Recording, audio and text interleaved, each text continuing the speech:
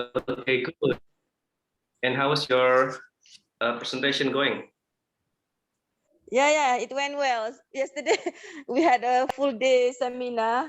I was the speaker and also the organizing committee, so Oh, was so okay. busy. So I'm gonna fill up the form and submit the what we call the abstract that you asked for.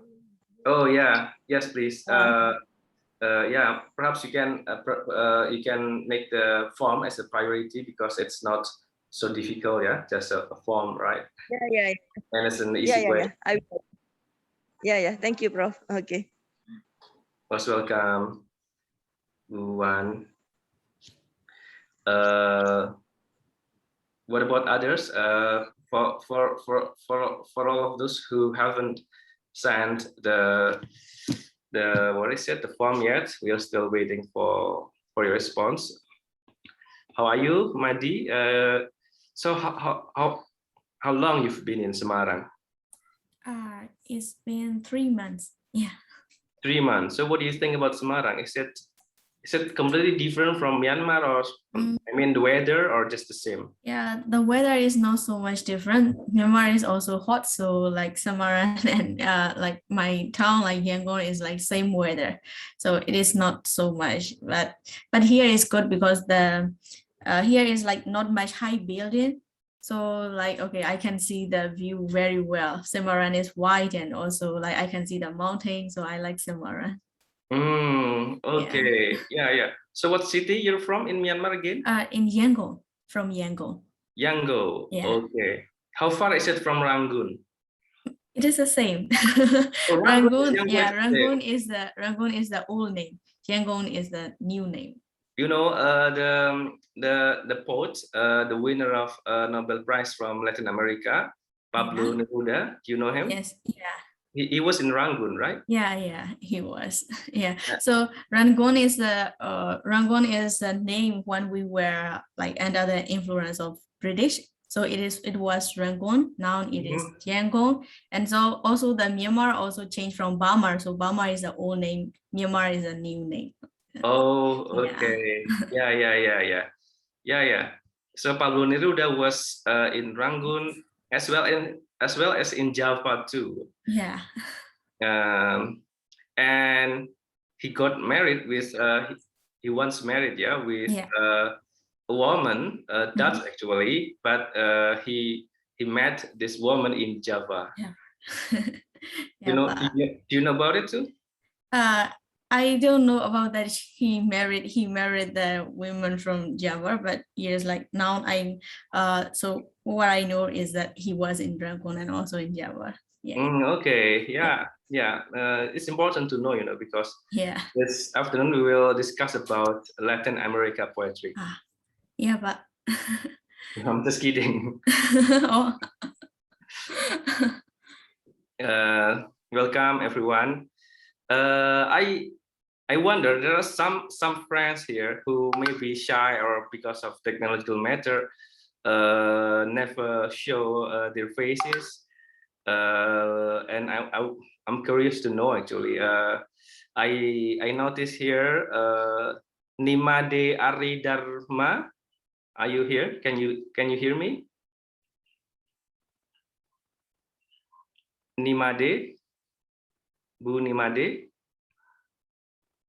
and Imam Malafi. Are you here? And Bu Lufita. Surely I'm familiar with Bu S2 Putri Wilojeng, because she's I think she's like what is it? Main question sponsor in this class. Yeah. It's like, in the conference there we have a commentator. What is it called? Reviewer or something? Yeah, she always has a good question. Thank you. Bu Lufita, how are you? Fine, thank you, sir. Where are you from? From Solo. Oh, yeah. I mean, what's your background? Are you an academics or researcher or students or? Student. Oh, where? In which university? And In Undip, master degree. yes, So it's your first year, yeah? yeah, Oh, okay. So you're from the class. What about your other friends? Firman, are you here? Zakli, I noticed Zakli is here, yeah? Where is Firman? Maybe he's uh, on the way to the Zoom. Oh, okay. Yeah, maybe. Bagus, Pak Bagus Aji Kuntoro. Where are you from, sir? I'm from Magetan, Pak. And you're master student too in Undip. Yes, Okay. KPU. It's your first year, yeah? Yes. Okay. Why your background is black? Are you mourning for something or someone? Sedang berkabung? No, Pak. In office, Pak. Oh, okay. Your office is dark, yeah? That's why it's black. Okay. Bu Rahmayanti is smiling, yeah. Pak Gulam, is there any announcement before we start? No, I think we waiting for the speaker for today, and just to remind the participant that I will distribute the attendance list as well as evaluation form.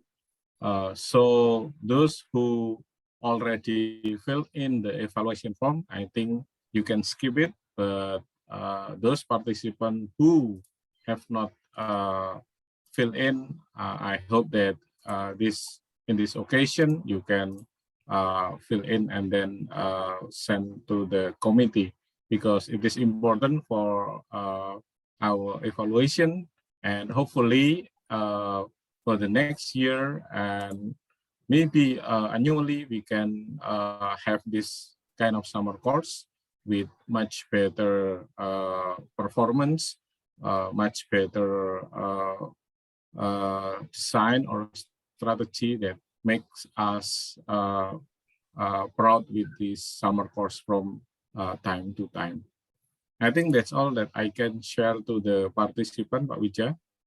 Okay, thank you, Pak Gulam. And in terms of speakers, I actually couldn't imagine a better list of speakers than what we have now. Yeah, scholar like Melina Lim and Ross Capsule and others there. I think the best in this field, yeah, in the study of internet in Indonesia, yeah, not internet in general, of course, but I think Melina Lim is one of the most accomplished scholar, yeah, writing about Indonesian digital revolution. I noticed as well that Marielle is also here. How are you?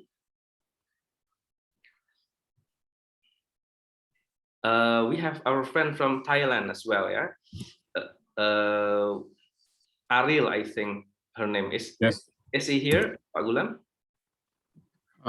Yeah, already here, I think, because I admit her to join. Okay. And Yes. there's also, I guess, some of our co-hosts like Sarah, yeah, as well as Mas Amang. Mas Amang, how are you? And also Mas Gabriel, I think I saw his name here. Hello. Hello. I am with my child, so it's difficult for me to interact for the moment, but in a while I will be free. Okay. Mas Amang, I guess you have a very good event, yeah, yesterday about the victim of ITE law, right? Pak Saiful Mahdi. Yes, correct, Mas Wija. Yesterday, one of the victim of repressive IT law is being sent to behind bars. Dr. Saiful Mahdi. I met him like 3 years ago when he first had a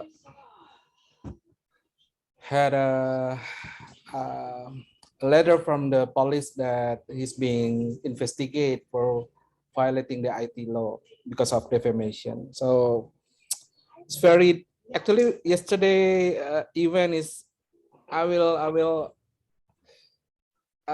describe that as a not a great event, but as a like a farewell event because we are all like hoping our best for the next move we want to do, pursuing the amnesty from the president. So this is the second time SafeNet involved in pursuing amnesty for the victims of IT law. I think that's it. Yeah. Thank you, Mas Vita. What is exactly he said in the internet that people then sue him, yeah, for a defamation? Or he Actually, he wrote about criticizing the process of recruitment of a new staff in the university. So he's not mentioning anyone. He just said that he. Oh, Mas Amang is mute, yeah, muted. Yeah. Okay. He just said that. He just said that he feel very sorry because the process of the new staff at University of Syah Kuala is very bad because the system probably corrupt. So the system of the recruitment that he think that is corrupt, like having a system error, something like that. But then the dean of Faculty of Techniques of Universitas Syah Kuala is feeling embarrassed, and then that's the reason why he then reported the police on the saying that he's that Dr. Saiful Mahdi has been accused him of being corrupt. That's two different things, right? But that's the situation. Yes. And I was actually very curious to join the session or seminar, but yesterday we had 2 sessions, and today we every afternoon we have the session. So based on what I read, he is now already in jail. Is it his first day in jail, Mas Amang? Yeah, he already stay in jail since yesterday afternoon, to be precise, at 3 p.m. in the afternoon. And before that, he delivered a speech, yeah? Or afterwards? Before that, still in the morning, he delivered his speech in front of the scholars. And this is something that very hard also, because Dr. Saiful Mahdi is still giving a lecture from behind bars. Okay. And he was detained in the jail in Jakarta or in Aceh? In Banda Aceh. Okay. In Banda Aceh. So yeah. Welcome so to the speaker. Yeah. Welcome to Dr. Yatun Sastramijaya. Welcome. Hi, Yatun. Sorry for so I thought I already update Mbak Yatun, yeah, the latest schedule that we will start at 2 because it has been changed for a long time. But between me and Mbak Yatun, there are a lot of emails come and go, too many emails and WhatsApp. So So maybe we are, lost in the middle of our conversation, but it hasn't started yet. For your information, this is, I think I already told you, yeah, we have around 50 and more participants here from all over the world, maybe, yeah, from the Netherlands, France, Italy, and also other countries in Southeast Asia, of course, Malaysia, Philippines, Thailand. That's why we use English. What forgot about it? That's so he was at first used Indonesian language, and today is the day number 13, but the session number 15, I guess. So every afternoon we have this session with different speakers, and in the first week we discussed about theoretical debates with Marilyn Alim and other speakers, and we talked about the movement. Yesterday we talked about digital ethnography, the method, and also social media analysis with Ismail Fahmi, big data and political science with Amalinda Safiani. So basically we talk about the theoretical debates, and then the movement, also the method to study democracy, digital democracy in Southeast Asia. Now we have you to discuss about also in the context of Southeast Asia, but specifically about the cyber troops and public opinion manipulation and the resistance from the youth towards it.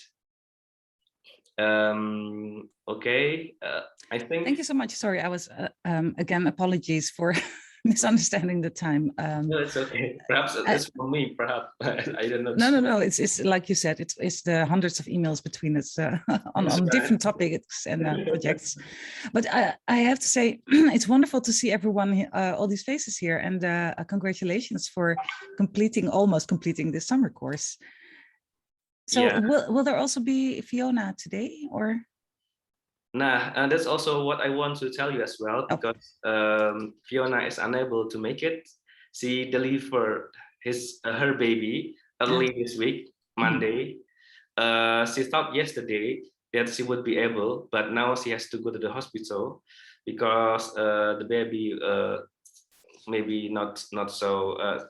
So she has to go to check the situation. That's normal. Yeah, of course she's panicked. I told her that about my own case, it's gonna be all right, but of course no amount of word is useful until Elora, the name of the baby, is fine again. So that will be the situation. However, she sent a PowerPoint presentation in which I will deliver for her.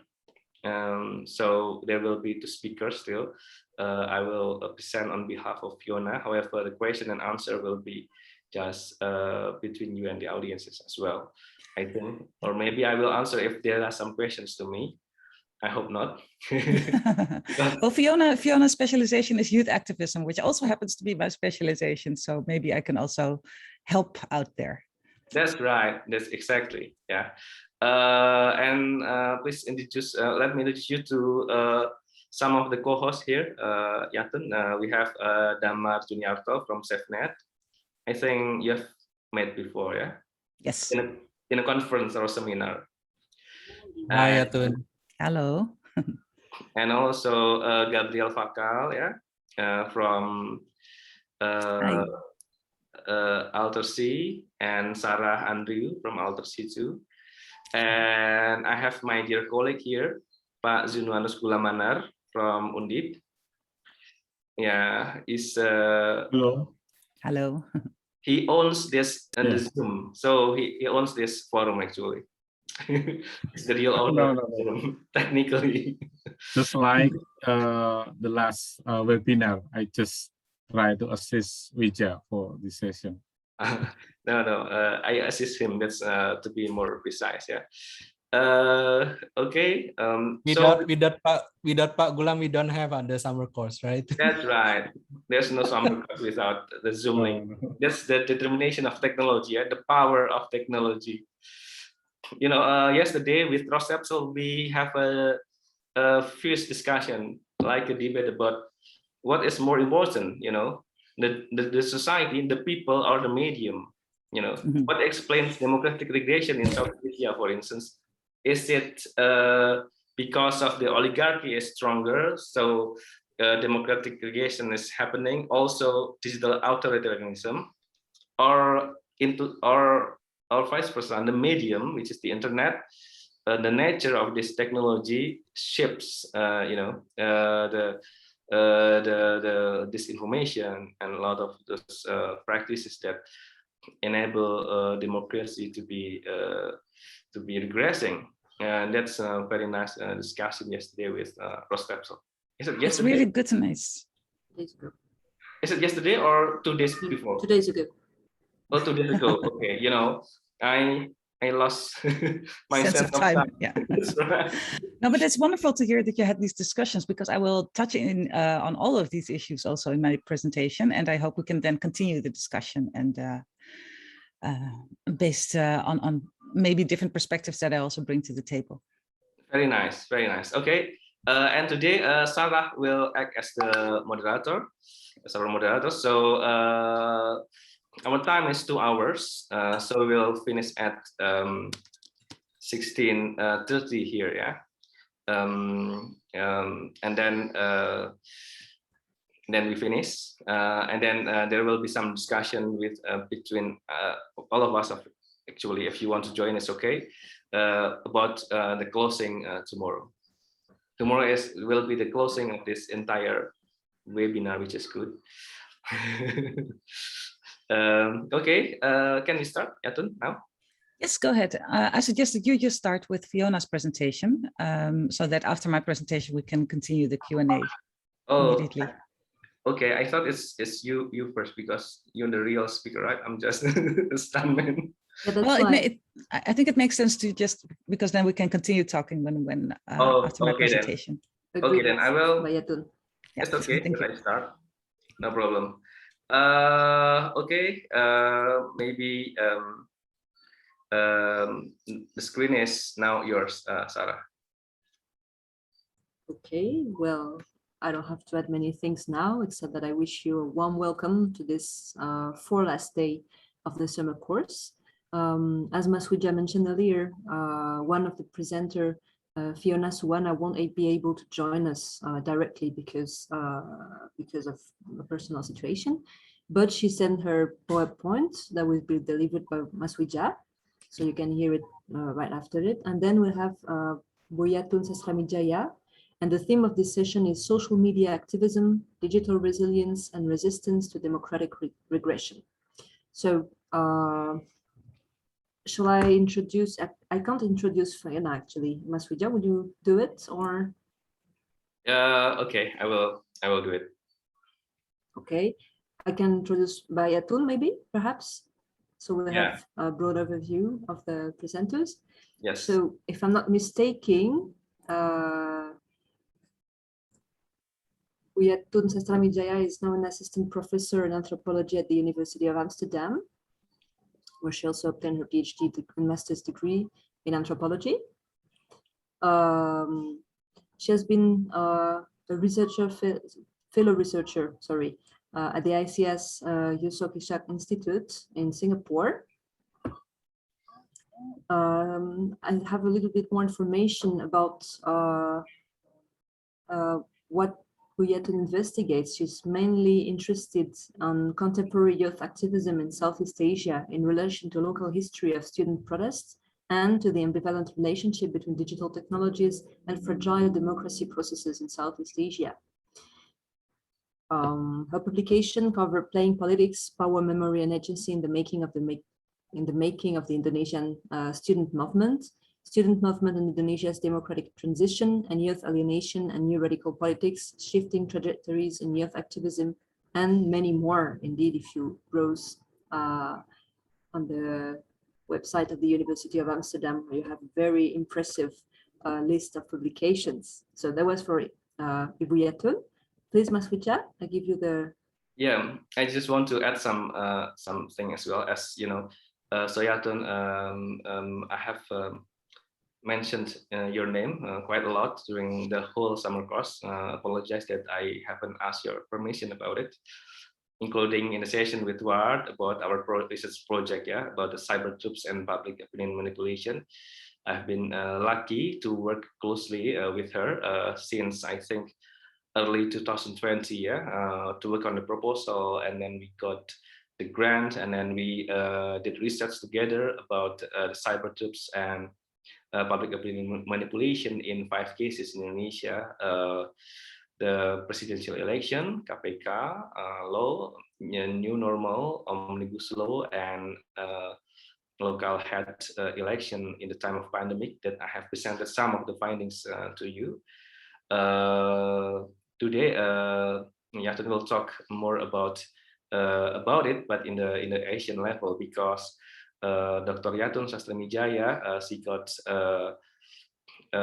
fellowship in ICEAS about this project, but in an Asia, so this is Asian level for the next year as well. And she was also doing research together about digital democracy in Latin America. So perhaps she will be the most complete scholar, yeah, about this topic, digital democracy and cyber troops and public opinion manipulation, not just in Southeast Asia, but also in Latin America. So it would be nice to learn from her, of course. I'm also just starting to learn. Just to emphasize that expertise is developing. Yeah, and it's very nice that all of us here are improving or learning, growing together. It's very nice, yeah. And our second speaker that I will read her PowerPoint is Dr. Fiona Swan. She's a researcher in University of South Australia. She got PhD in Queensland University of Technology. Her research topic is digital media, digital activism, digital media literacy, democracy, youth. Some of her publication is Empowering Indonesia Women Through Building Digital Media Literacy, What Motivates Digital Activism, the case of the Save KPK movement in Indonesia, the construction of feminism in Indonesia, film Arisan, and many more. Currently, I and Dr. Swana are working together on some articles about and research about digital media as well. One of them is the one that I shared to you, just a small piece, yeah, will be published in the conversation. So but I don't promise that I know exactly, yeah, what she means in her presentation, because you know she hasn't updated me what is it about. However, hopefully at least I could improvise, yeah, and not so much different with her own expectation. So so maybe yes, maybe you start, Mas Wijaya, with I start. Okay, thank you. Yeah, thank you, Sarah, for letting me start.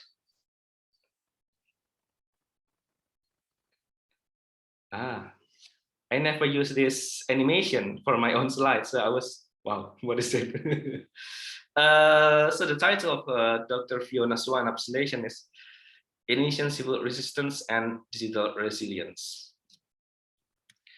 Okay, I think it's a general information about most used social media platforms in Indonesia in 2020. You can find in the internet the latest update of this version, yeah, of this data. But in 2020, I guess, which I think is not so much different to now, yeah. Please give me correction if I'm wrong. That the user of YouTube is 85%, WhatsApp is 84%, Facebook is 82% of Indonesian population. Twitter is 56%, yeah. Some times ago, I think a colleague here asked me why we use Twitter, yeah, in the research of cyber troops. This is only used by 56% of Indonesian internet population. Well, my answer back then was that 56% was still quite a lot, right? If compared to 170 million, I guess, yeah, the internet users in Indonesia, according to one source. So it's a number that cannot be neglected. But of course, we can perhaps have more data if we research YouTube or WhatsApp or Facebook or Instagram. However, we haven't had the access for the data, as explained by Mas Ismail Fahmi. Yeah? And this is a digital media for Indonesian civic activism and social political engagement.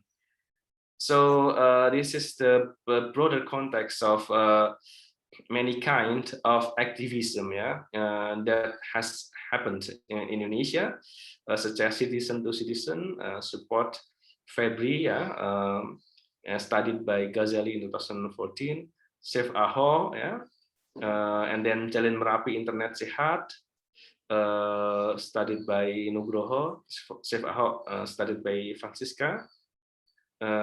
This is citizen to organization, the dissolution of FPI, yeah, Indonesian Muslim Organization, and then citizen to corporation, calling for Prita, so citizen against, yeah, against the hospital, yeah. This case was about the malpractices of the hospital happened to a mom, yeah,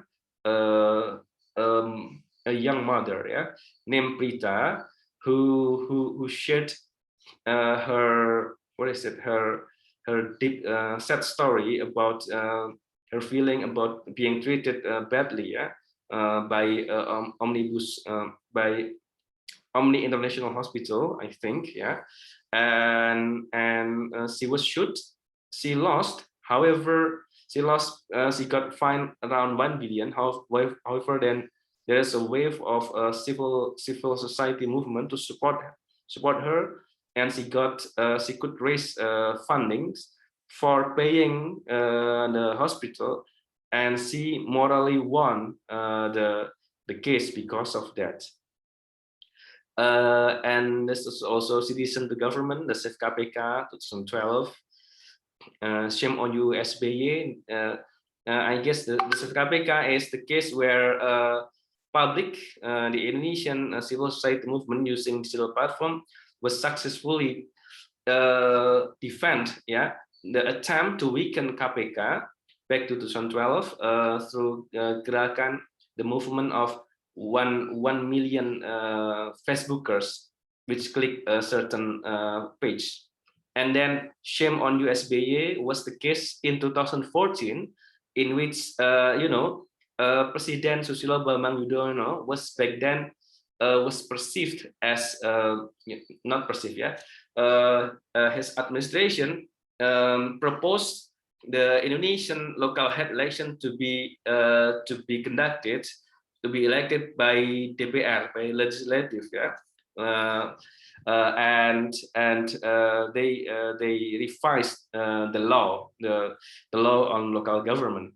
But then there was a hashtag on Twitter, shame on you, SBY, and SBY then released a perpu, yeah, a perpu is the regulation in lieu of the law, yeah, to cancel the new law, yeah. Basically, SBY canceled his attempt to revise the way we choose our local leader from direct to indirect by legislative member. Now we still have the direct election. That's because of this movement, yeah, according to the research from Freedom House. So and this is interesting case because in the time of Jokowi today, there was a social media activism to protest the revision of the law on anti-corruption body.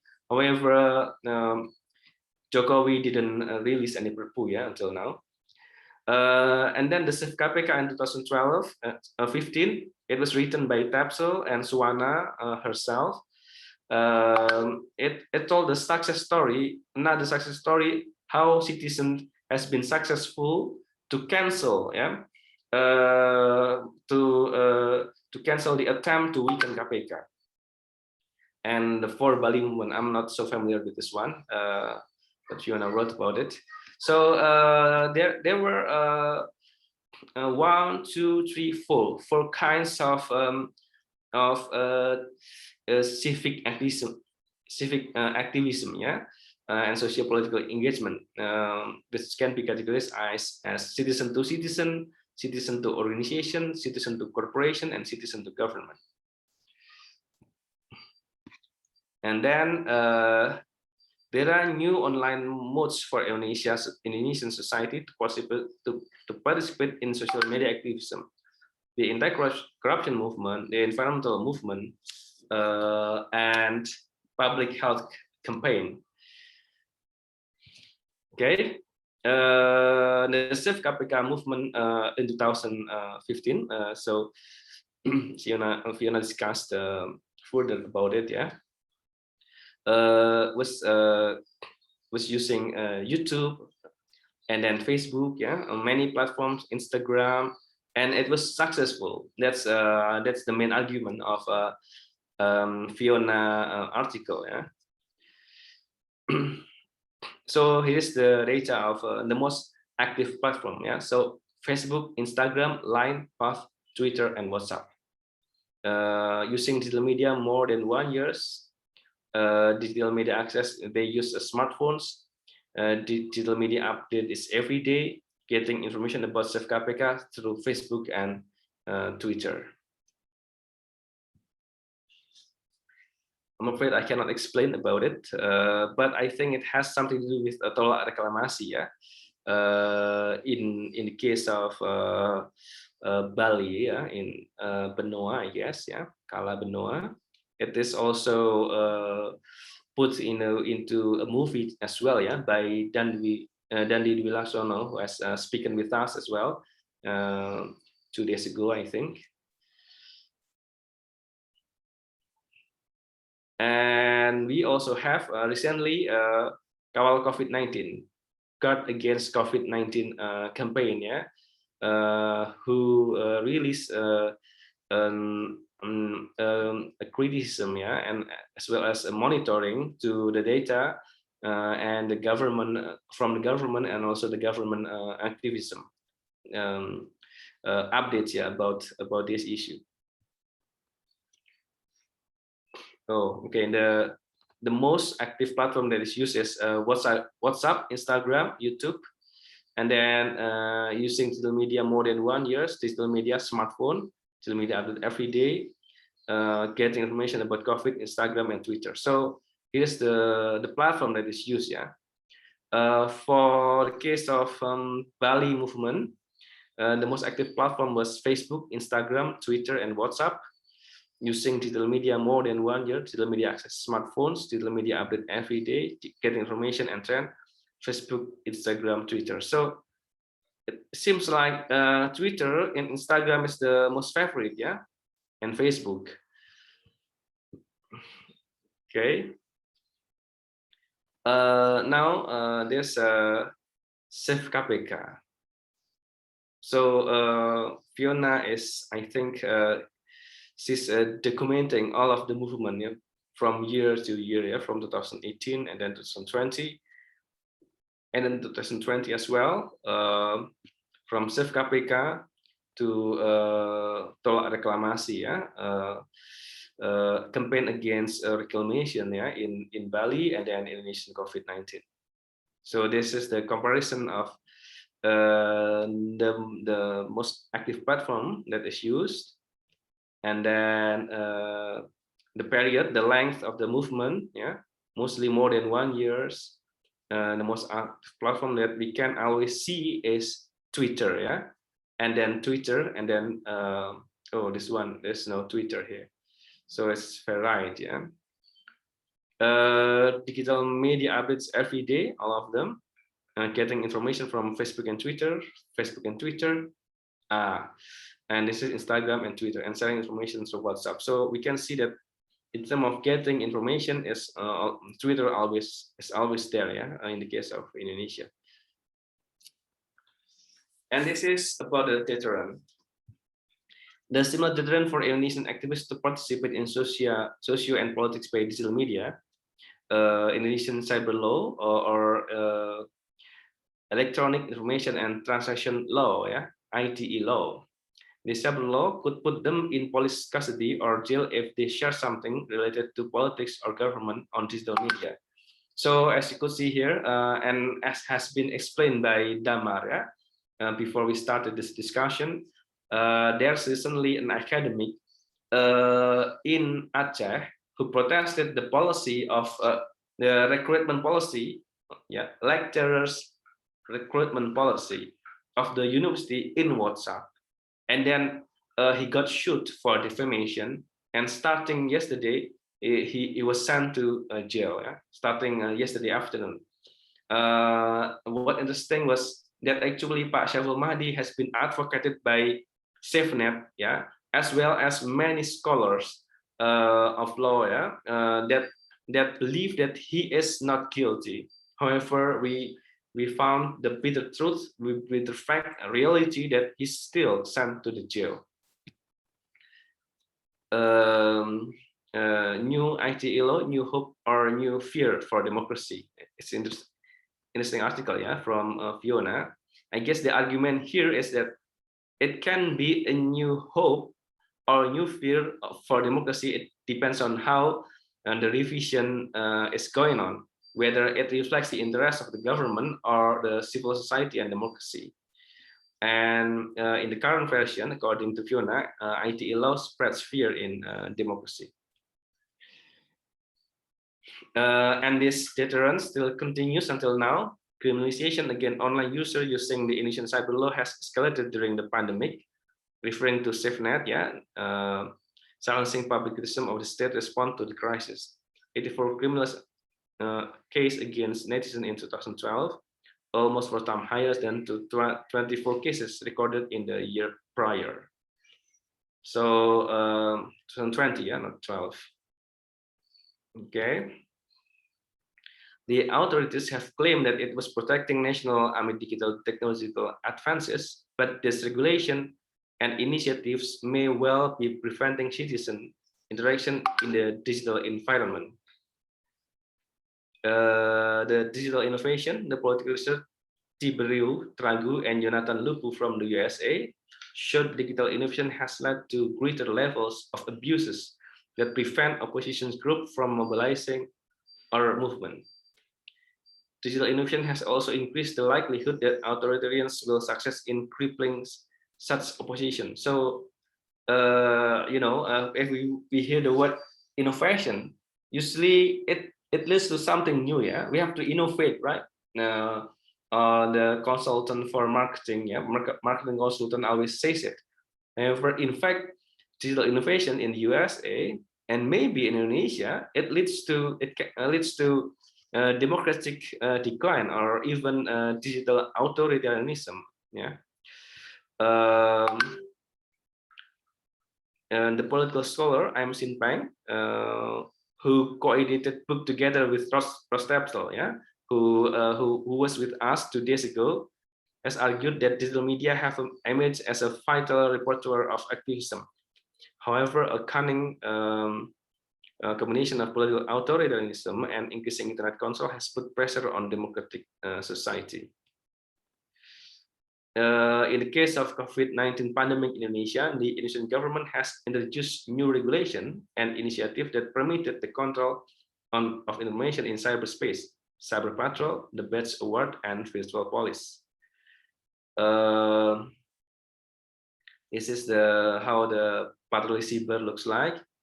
In 2020, the National Police ordered to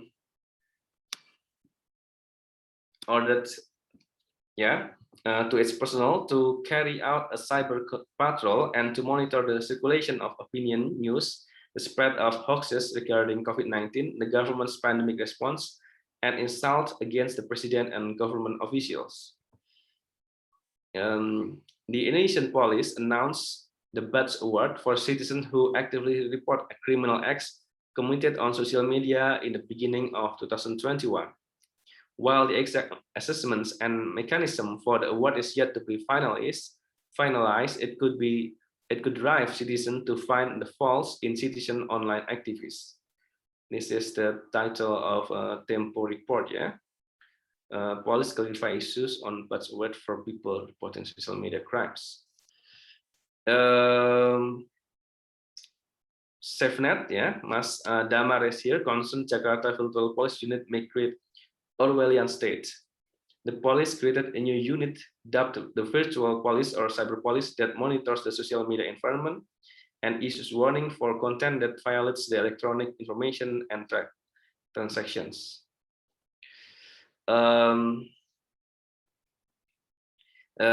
This is the article from Jakarta Post, but the rise of political digital attacks. Digital media has supported and facilitated the rise of civil society opposition to political digital attacks. For example, in the case of protests against the revision of the KPK law, the new policy, and the decision to hold regional elections during the pandemic. I think this is so she cited, yeah, the collaborative research, yeah, between LPDGS, University of Amsterdam, KITL Leiden, DIPONEGORO University, Universitas Islam Indonesia, and John Emprit. Actually, we identified waves of civil society resistance in the digital sphere. This is the research that I've been conducting together with Dr. Yakun Sastramijaya as well. This is actually the result of John Emprit on the contra Omnibus Law, I think, in the case of Omnibus Law. Actually, there's a rise of civil resistance, even though in the end, the civil society resistance in the digital public sphere was finally beaten, by the cyber troops. The Indonesian civil society actors have continued fighting against the cyber attacks. From the perspective of citizenship, the civil society resistance could be seen as an emergence of new citizenship awareness to participate politically in a digital environment. Yeah, and we are advocating as well, digital rights are human rights.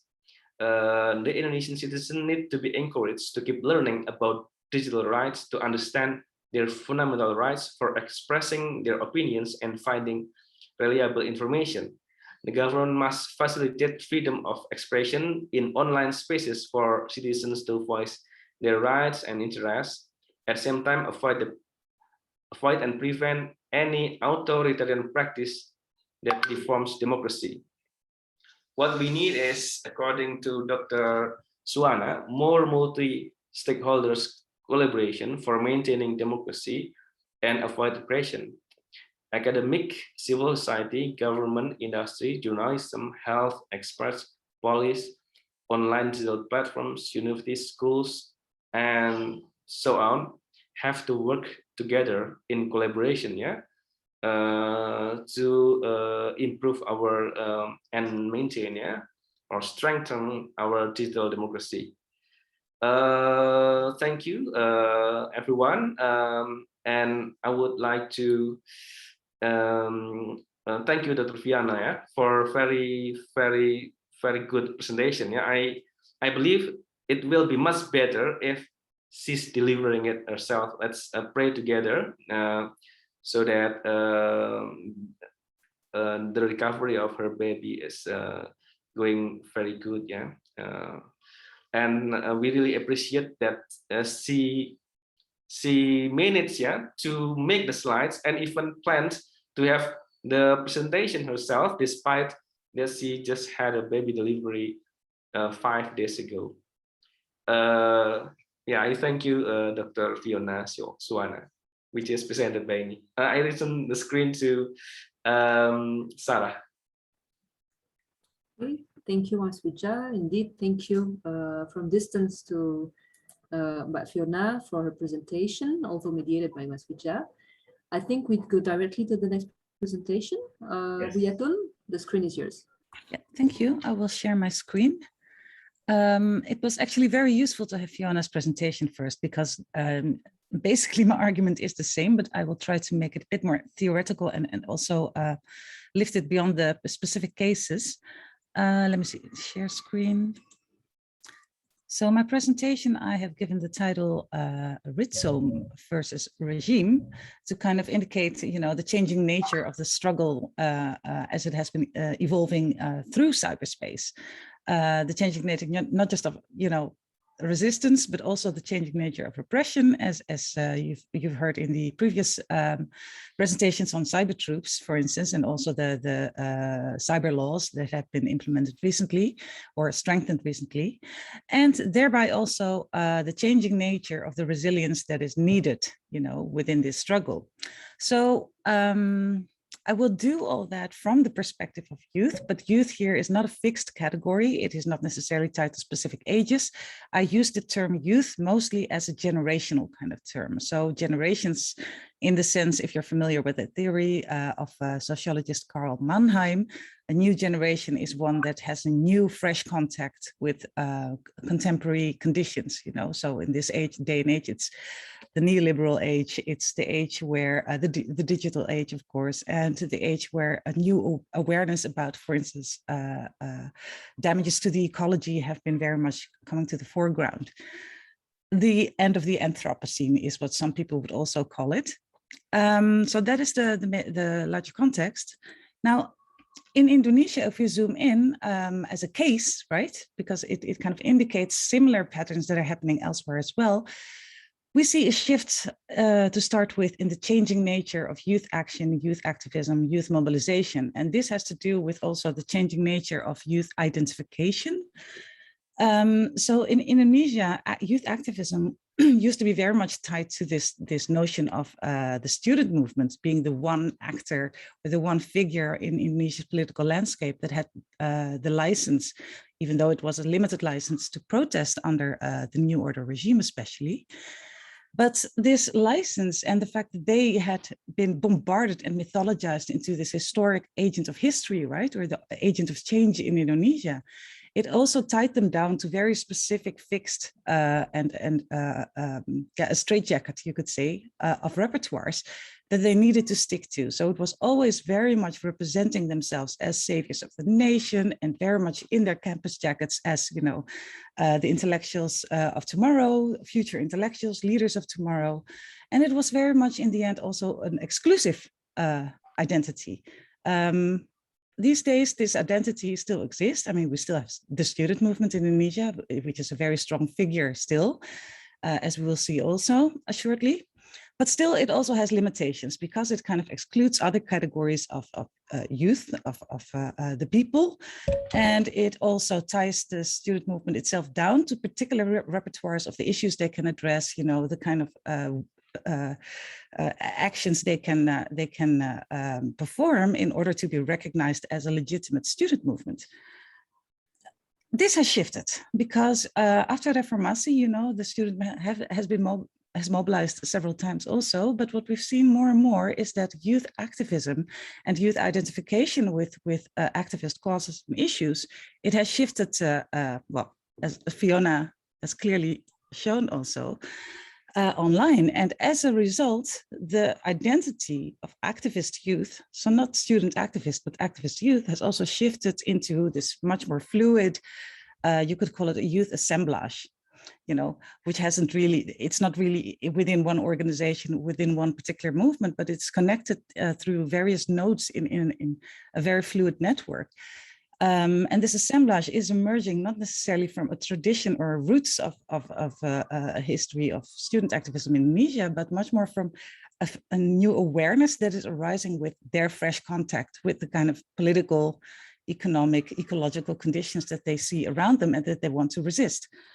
I also use Raymond Williams's notion of structure feeling to show that, you know, this awareness, this is kind of structuring their attitudes. It is kind of structuring their ideas and their ways of responding to these conditions, not necessarily for all youth.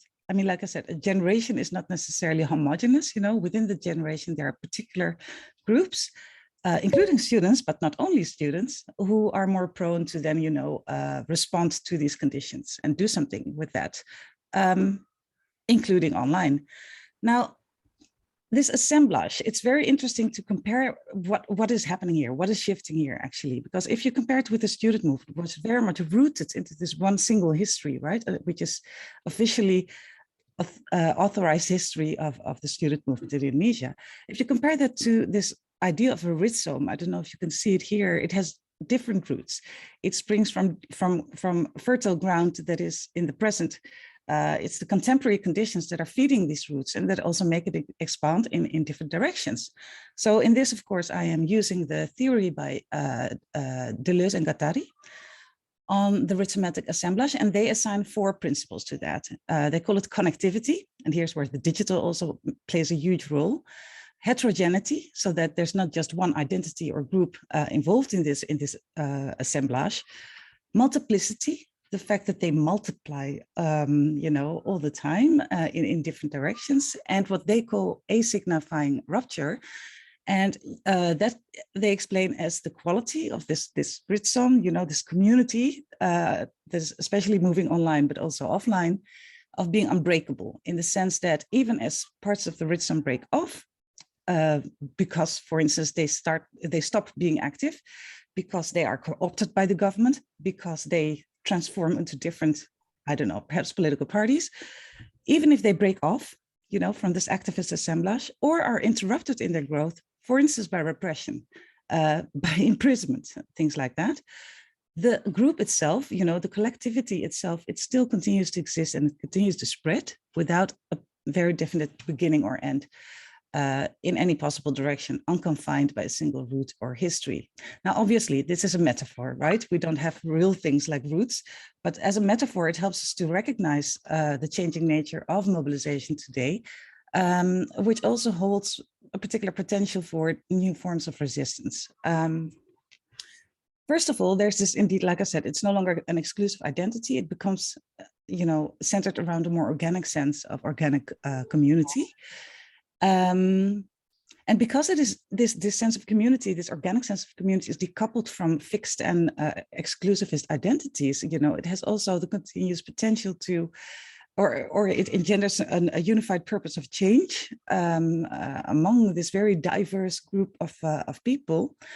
And because this change is a very eclectic notion, all kinds of different issues and claims for justice and rights can be included there and connected there also in the activist imagination.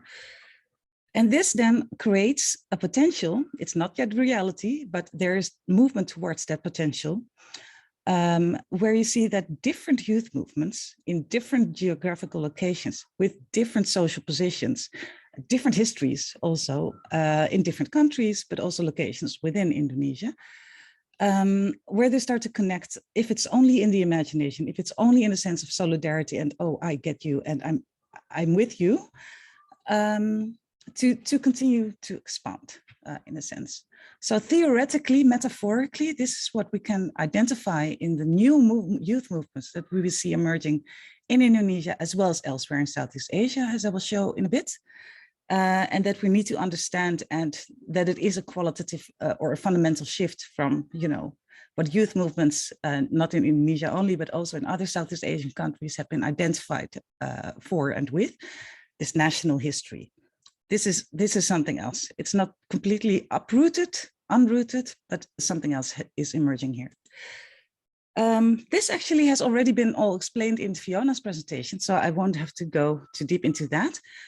So as Fiona also showed in her PowerPoint, there was a very intense rise of this notion of netizen power emerging, especially since mid-2000s. Fiona also mentioned all these, or explained all these movements that emerged, Coins for Prita, Cicak versus Crocodile, to the more recent Save KPK movements, all hashtag-based movements within their name, which says that they're all social media driven, right?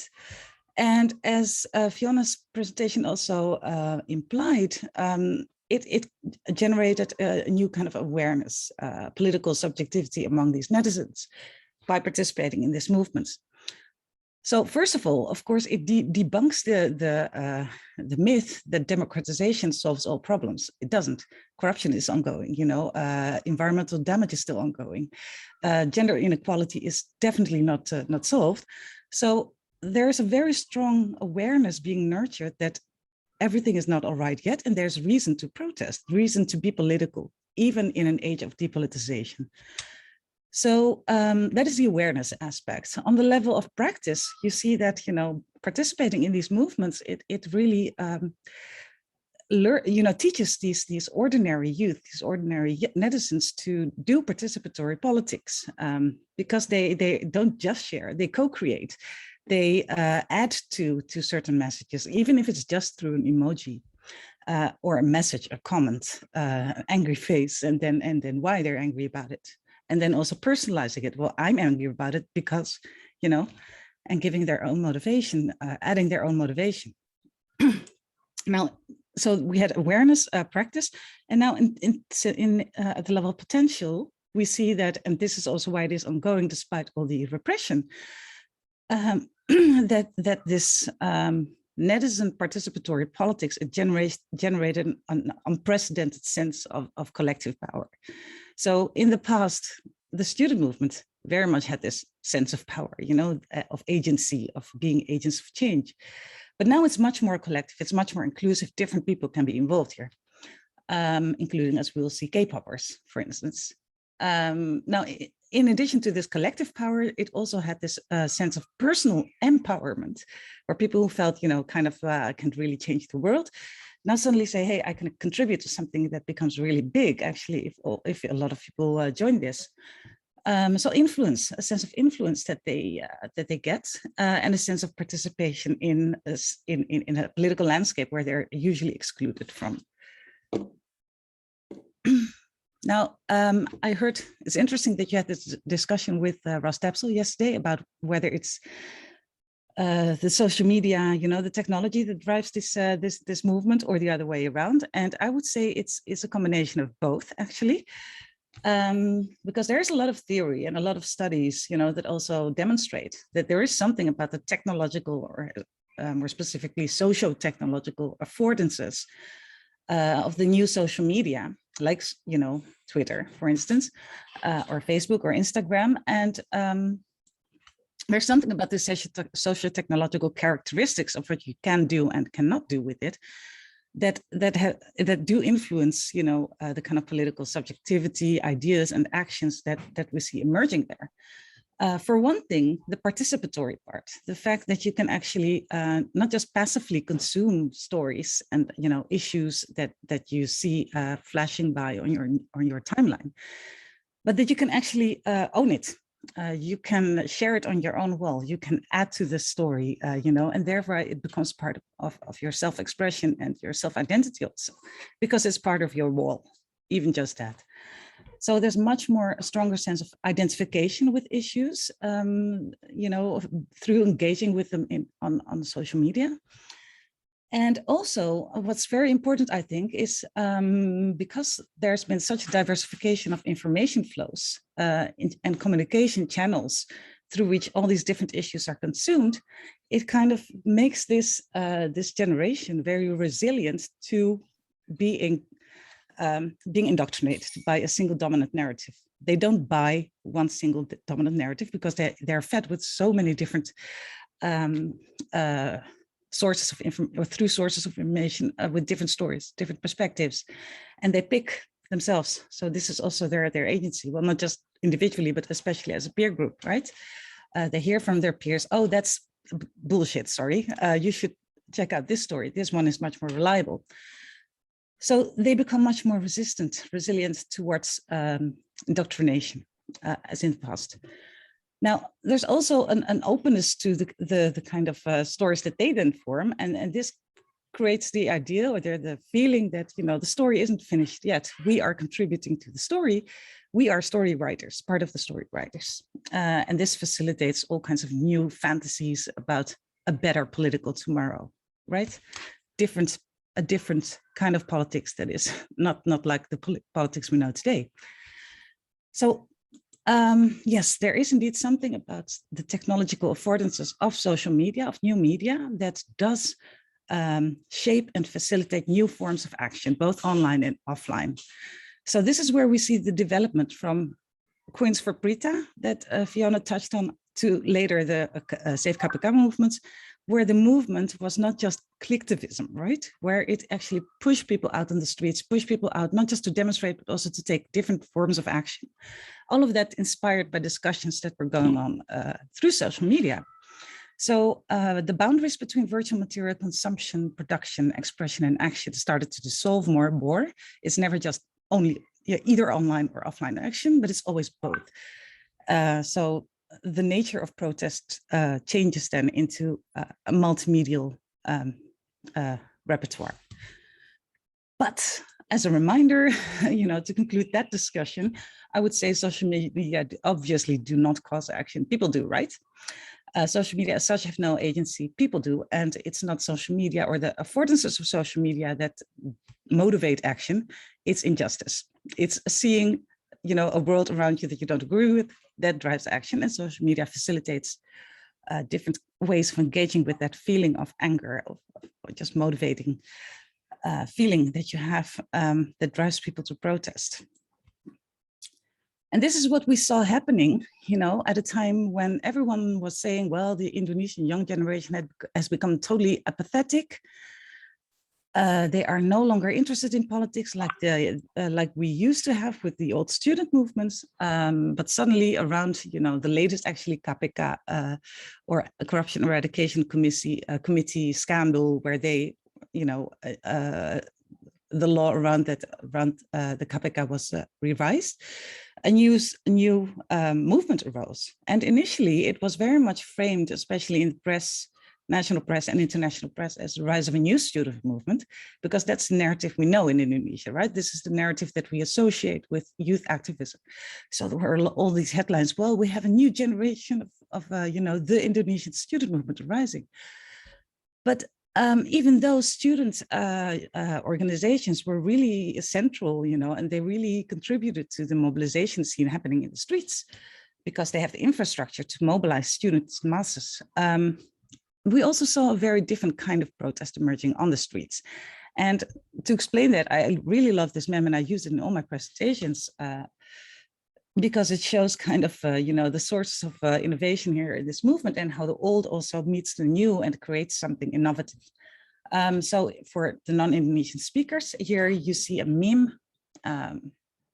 In the middle is the issue that they are fighting for. So besides the KPK issue, there was also revisions in the criminal code, which would very much inhibit civil liberties, very much, especially in the sexual realm, which is also why there were many references to sexuality actually in the protest signs. But here it says, so how does this is power, right? The kaboom. How does this power around this movement emerge? Well, because here this fist is representing the serious students squad, aka the student movement, right, with its long tradition and institutional infrastructures. They create force because they join hands and strike fists with the students who love to meme squad. So not the traditional student activists, but people who are much more active online and doing it very differently through all kinds of more mimified forms of protest. So when these two groups meet, these two collectives meet, it creates a new assemblage. This is what this meme actually kind of indicates here. And this is what we saw happening on the ground, where very different groups were protesting. Here you see a lot of references to K-pop fans. Sorry, my microphone is falling. So this is a group of K-pop fans. Of course, they're also, aligned to student movements, but they identify themselves on the street, not as this, a member of this or that student movement, but as a member of the K-pop fandom, which extends way beyond Indonesia, of course. So some of these signs says, well, I decided to abandon the EXO concert, and EXO is a very popular K-pop band, just to join this demonstration, which is, of course, a sort of metaphor for a huge sacrifice that they make for their nation. And here, I'm part of the army of the BTS army, the most popular band around here.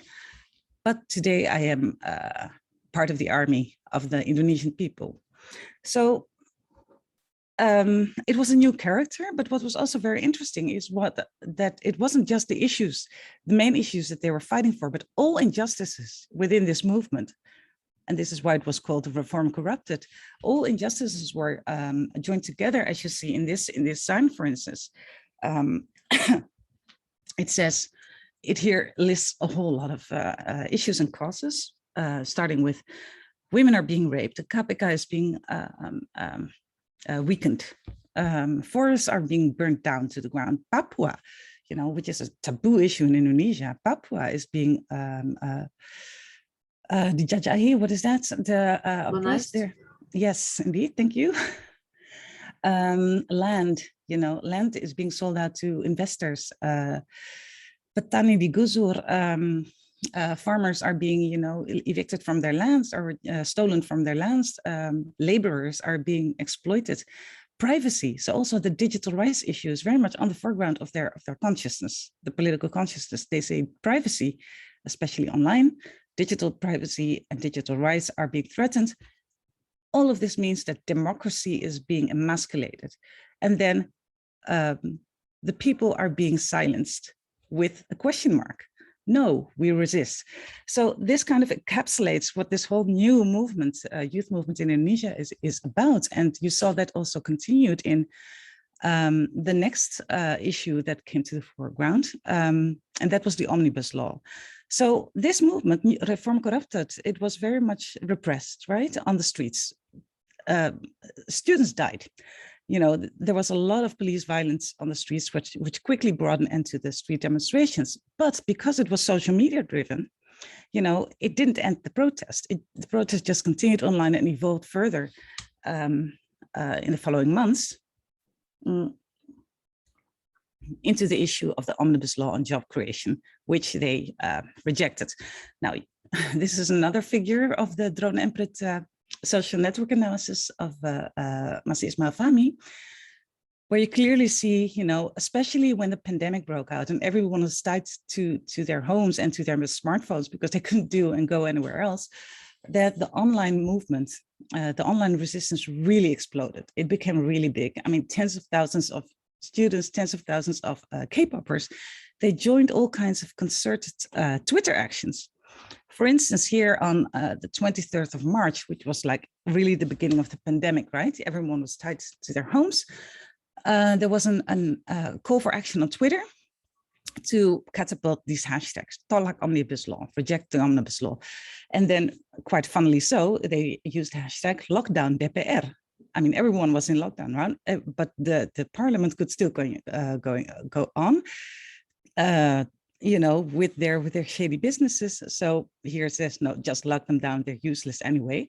And hashtag di rumah aja, hashtag just stay home, also indicating, oh, just protest from home. We can't go to the streets because, you know, COVID and everything. But we can continue and expand our protest. And this became huge. I mean, millions of people joined this particular action only, and it catapulted really these reject Omnibus Law hashtags to the top trending list on Twitter, which is, you know, usually the top 10 is about K-pop bands, but now it was about this political issue. During the pandemic also, and this is something that our colleague Pradipa Rasidi has also researched, this is actually his photo, they also started to expand, you know, recruitment of, you know, young people into the resistance, using all kinds of different platforms, gaming platforms, for instance. So this is the game Among Us, where they say, let there not be jangan ada oligarchy. Oh, don't let there be oligarchs among us, or don't let oligarchs divide, which is a play on the title of the game Among Us, right? And it was huge online, but this is also where the online repression started. There was a lot of government cyber troops mobilized in order to turn this picture around, right? Here we see the resistance especially being growth, and the pro-Omnibus Law, very much patterned like cyber troops, was very small. But they started to push. Still, the activists were so emboldened, you know, that once the Omnibus Law was implemented on the 5th of October, you know, through a hastened process, which was very shady, there was real anger that had been building, you know, on social media. And so it exploded. Nevertheless, on the streets for at least a week after the law was implemented, despite the pandemic, it became huge. But by this time, the government had also learned its lesson, right, after KPK. So what we saw happening, and this was the big turning point, and this is why the Omnibus Law controversy was so important. There was a leaked telegram. The telegram was dated 3rd of October. That's 2 days before the law was stealthily implemented. It was a telegram from a national police officer containing instructions to his police forces across the nation. And here you see a picture where it was leaked. You know, it was leaked on the 5th of October, so the day that it was implemented by Tirto ID.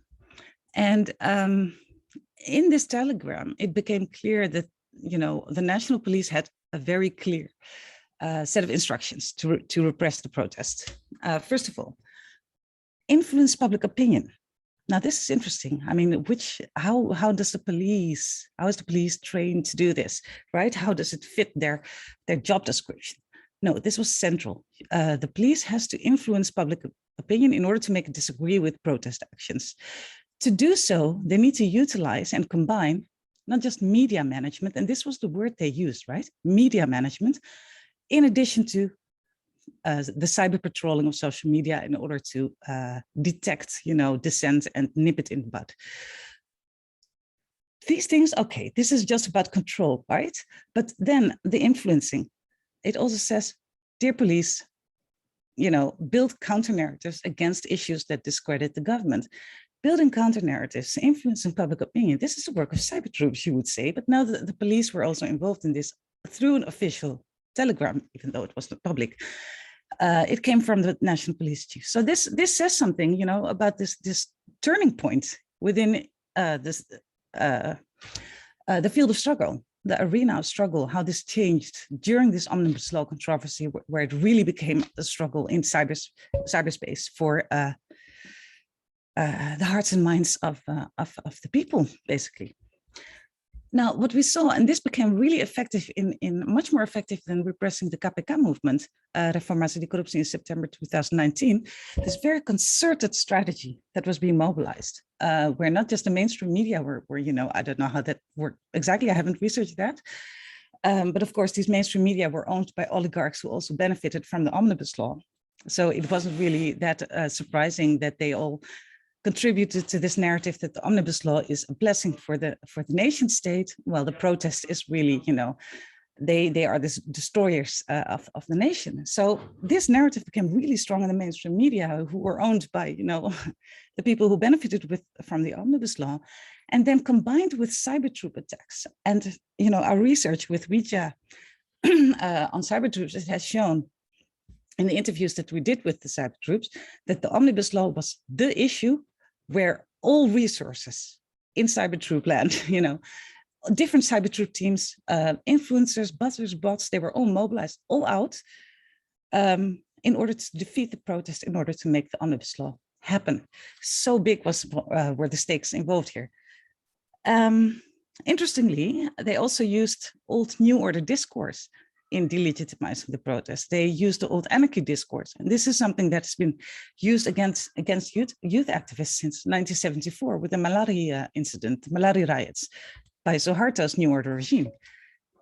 Exact same discourse. Very interesting and worrying.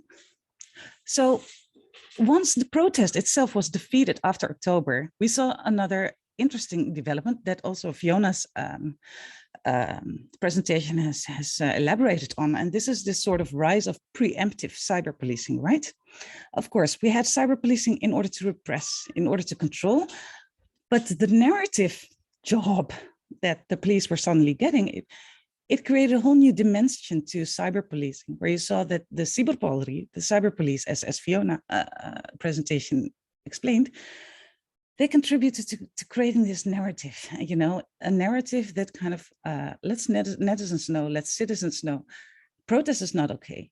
You know, if you're part of hashtag Indonesia is the nation of, or nation of law, a republic of law, if you are a law-abiding citizen, then this is what you should believe in. This is what you should avoid doing. This is very interesting because it's been very powerful, because it creates this very strong consciousness around in cyberspace, in the cybersphere, that people are being watched. You know, it's almost a 1984 kind of feeling. And I saw that reference to George Orwell's novels several times on social media as well. So what does all this indicate? It shows that Indonesia is part of a larger regional trend, actually, because it's not just Indonesia, obviously. Cyber troops are becoming really big across Southeast Asia, although they are mobilized in different ways in different countries.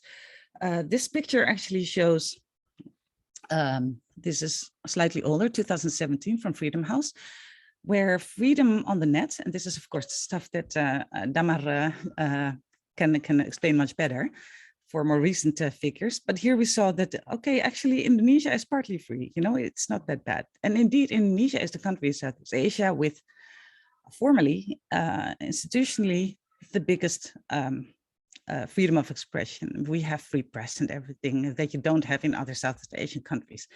Now, it turns out that there's not a direct correlation between freedom on the net and the mobilization of cyber troops, because regardless of whether you have a country like the Philippines, which is very free, actually, in terms of political expression and freedom, net freedom, and Indonesia, which is somewhere in the middle, and Myanmar or Vietnam, where they have no freedom of expression on the net, they all similarly use cyber troops nonetheless. So there's no direct correlation then. What we do know, among others from the studies done every year by the Oxford Internet Institute, is that, you know, cyber troops, or what they call computational propaganda, is growing across the world, also in the USA, as Fiona has indicated. And in countries, it is especially prevalent in Indonesia, Philippines, Cambodia, Malaysia, Myanmar, Thailand, and Vietnam. I don't know if we have students here from any of these countries. It might be interesting to elaborate from your perspective. So here you just see an overview of the different kinds of, you know, cyber troops that we have in these different countries. And interestingly, it's, and I'm just starting to research this, focusing now especially on Thailand and Vietnam. They, in Vietnam and Thailand, it's really institutionalized. It's part of the army. You know, it's part of the security job to do propaganda online and to kind of repress anything that goes against the propaganda online. It's not official, it's still secretive, but it's institutionalized part of the army and the police's job description, as it is becoming now in Indonesia. Interestingly, though, the more it becomes institutionalized as part of, you know, the security apparatus, the less effective it becomes. Aim Sin Peng, for instance, she has studied the Thai cyber troops, and she shows, and I also have some research assistants in Bangkok, and they corroborate that, and they say, we don't buy these cyber troops from the army. They're so ineffective because they're, you know, it's so obvious that their propaganda, pro-government propaganda is very uncreative. It's very obvious where it comes from. So it's not very effective in that sense. Different from Indonesia's buzzers, you know, so not yet the institutionalized police, well, I don't know if you can call them buzzers, but at least propagandists. Indonesia's buzzers are much more creative, and this is also what our study has shown, our study with Vijay, and therefore more dangerous in that sense. There's also some recurring themes throughout Southeast Asian cyber troop operations, like patriotism is always highlighted, you know. Also as an attack to youth activists, which are always who are always accused of being, you know, westernized, still, you know, Western influenced and everything. So the patriotism versus the so-called Western influenced youth is mobilized in all of these countries. Identity politics, of course, you know, whether on religious grounds, ethnic grounds, it remains really strong, and it is revived and strengthened online. And so is political polarization in election times. I'm just going to speed up a bit. So these are pictures of, you know, what happened online on Twitter in election times. This one is obviously Indonesia. From Drone and Bert, the frequency of tweets. This is for candidate number 1. This is for candidate number 2. And these are natural conversations, as Ismail Fahmi found, but this conversation, which is done by cyber troops, shows that, especially candidate 1 had mobilized many more cyber troops for this elections. And then if you compare it with with the Philippines, here you see that around the elections, all of a sudden, there's a huge afflux in conversations promoting Duterte online, indicating the use of cyber troops, including automated bots, because humans can't speak, right?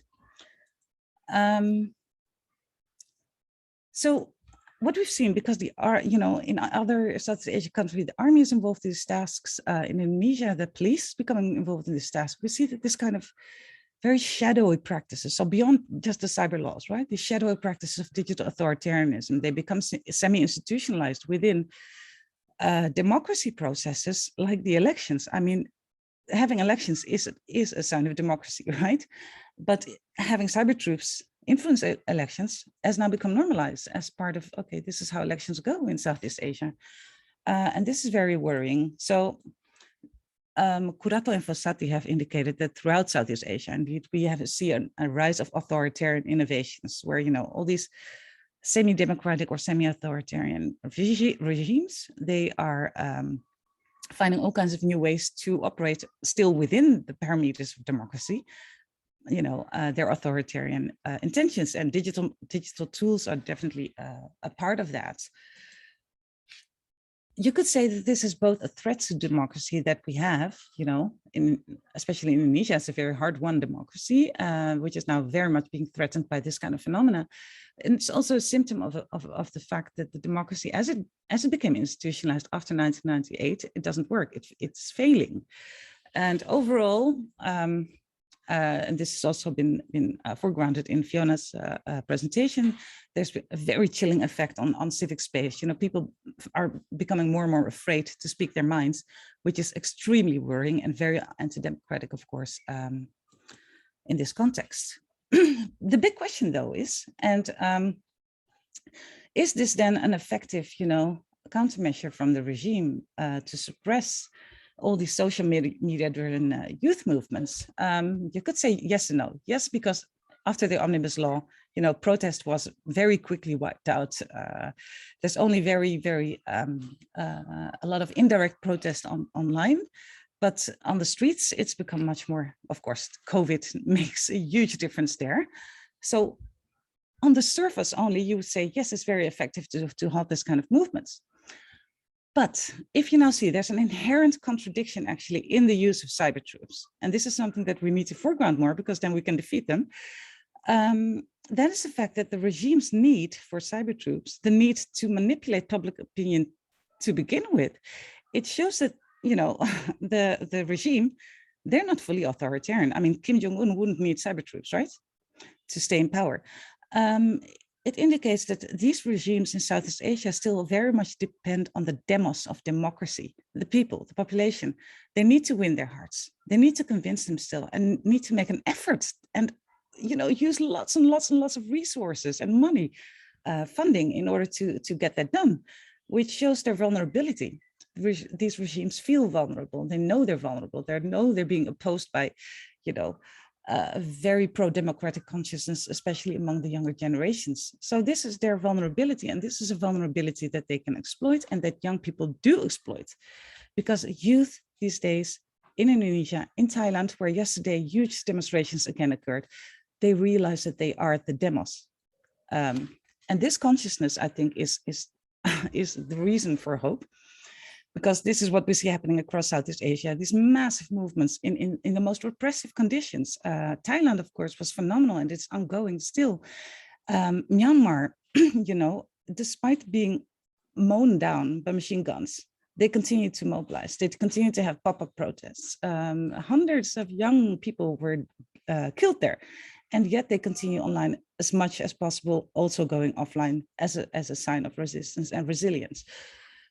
Besides that, online games are being used in places like the Philippines, which isn't associated with mass mobilization, but where lots and lots of smaller protests by young people against Duterte's policies are really, really common these days. And this is something that the mass media, international media miss, but something is brewing among Philippine youth as well. And they're very much inspired by what happens in Myanmar and Thailand and Indonesia. So what we also see happening across Southeast Asia is the rise of regional solidarity movements, very much, along this rhizomatic assemblage of youth, you could say, these axes of youth. You messed with the wrong generation is something that we see popping up in all these countries, and interestingly, beyond solidarity, which is like, okay, I want to support your cause, we see that there's a real strong structure of feeling emerging here, creating a sense of affinity.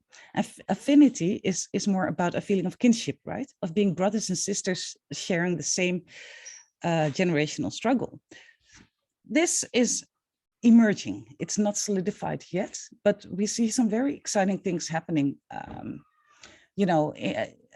between these different youth movements in different countries. So just to conclude, there is a very strong resilience of rhizomatic youth.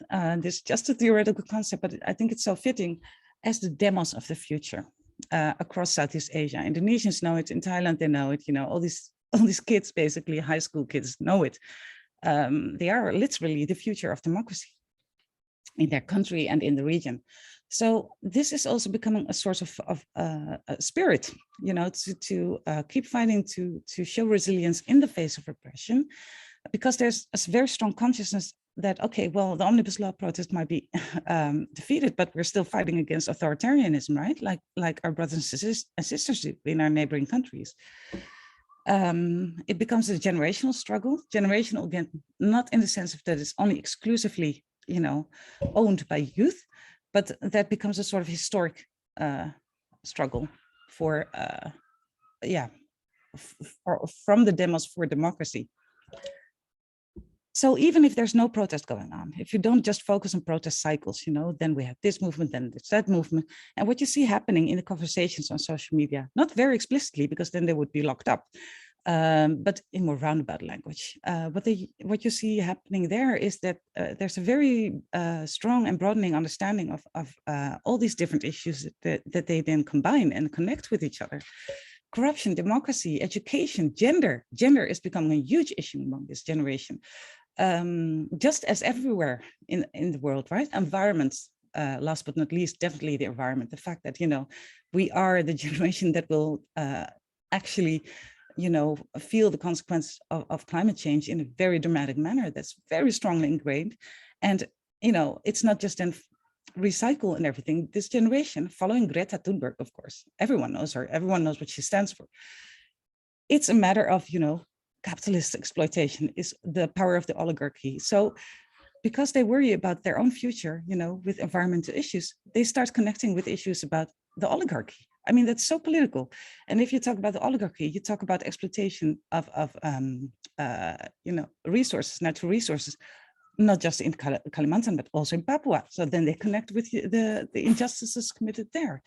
It all becomes connected, and it creates a very smart generation, actually. They understand this, even if it's just on a very basic level. So even, if they won't be able to bring down these regimes at present, which is like a bit too much to ask also, I would say for this youth movement, you need political and grassroots alliances for that. They do engender very, very significant transformations at a personal level, at a collective level, at a political culture level. So just from that belief and from how they practice that on social media and offline, they start prefiguring what we can call, but I mean, I'm very much open for different terms here, democratic citizenship. The fact, that they feel themselves to be the demos, and to be a citizen is to be, as Ingen Eisen says, an active and an activist citizenship, and youth inspire other citizens to do that. And this is what Fiona also calls how civil society is awakening, right? And yeah, let me just end there. It's reason for hope, but it's also reason for, well, we have to, because the struggle is ongoing. So I'll just leave it to that. Back to you, Sarah. Thank you. Thank you very much for this fascinating, inspiring, and extraordinary presentation. I must say that I have the feeling that we already start closing the summer course because we had so many informations crossing so many sectors. And I think your presentation just comes precisely at the right moment of the summer course here. So thank you very much, Wiyatun, for this presentation. Again, that was very, very inspiring. And I think we can give a huge applause to Wiyatun. Although we can't hear it probably, but okay, so, but now we have to shake our minds and get ready for your questions. You can post them in the chat box or raise your hands in order to ask them directly. So the floor is yours. Is there any question yet?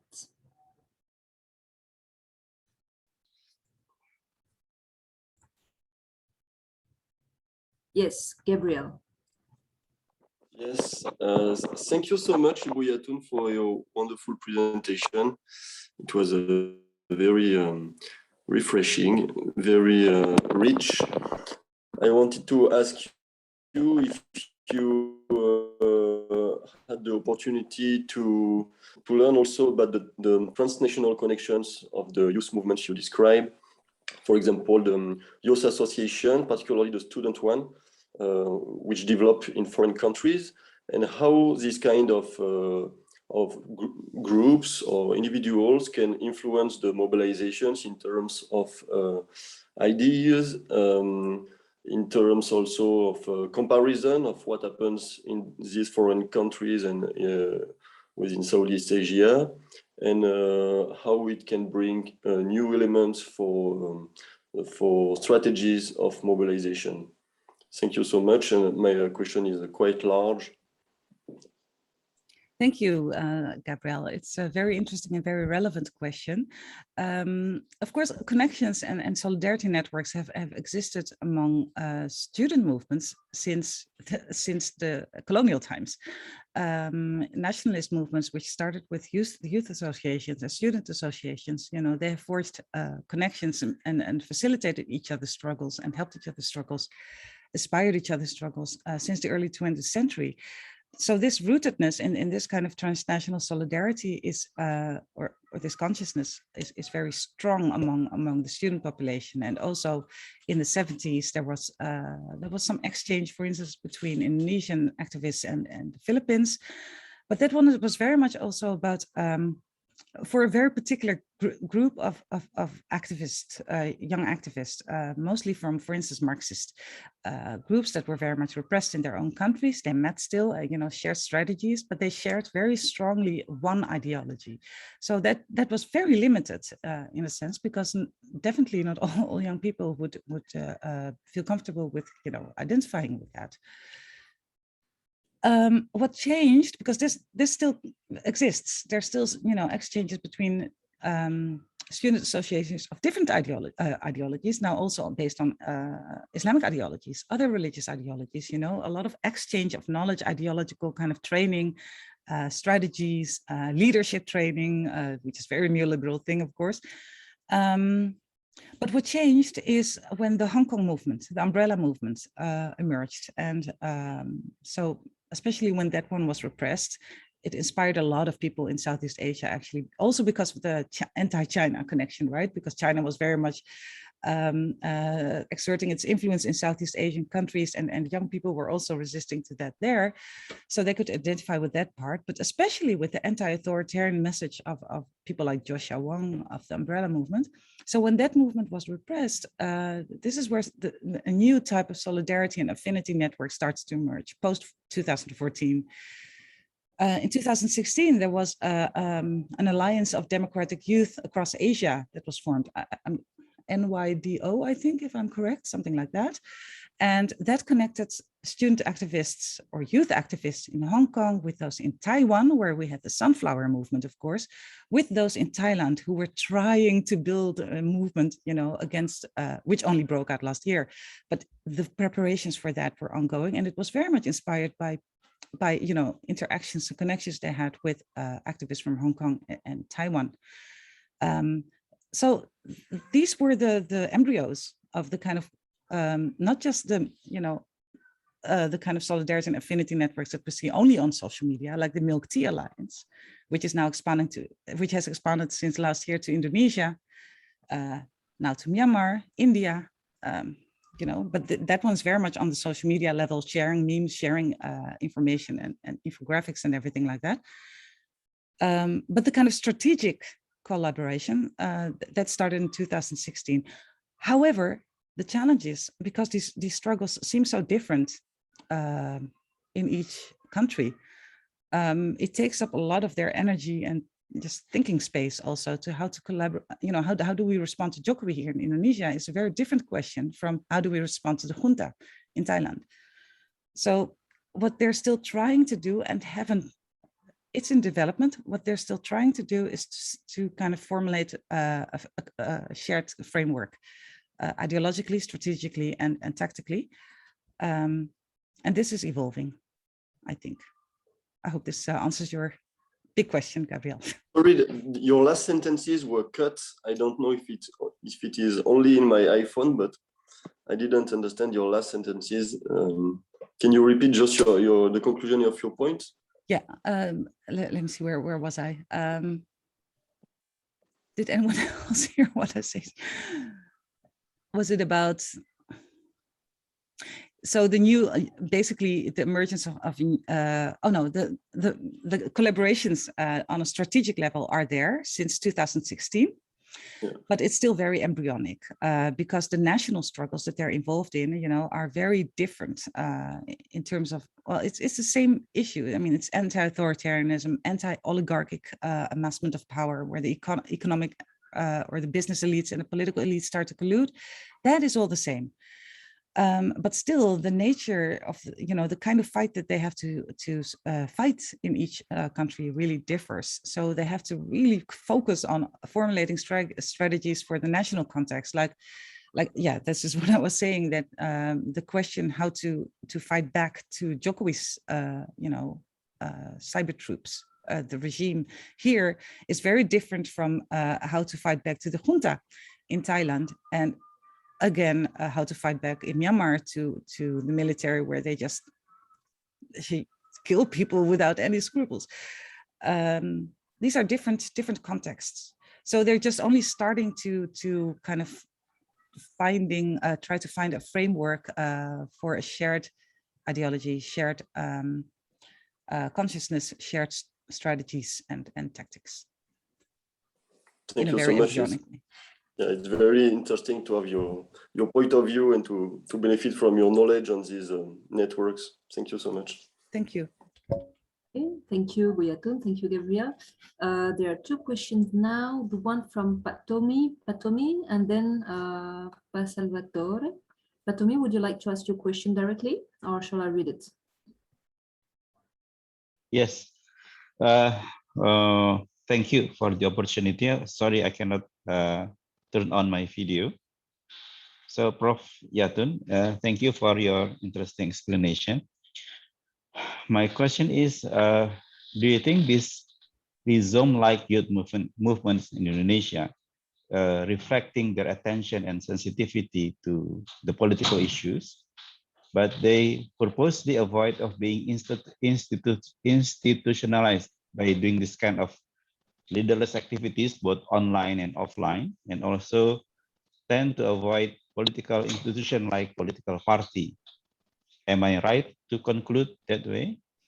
If that's so, how would they propose their political agendas to be adopted or implemented into public policies without using the existing political institution?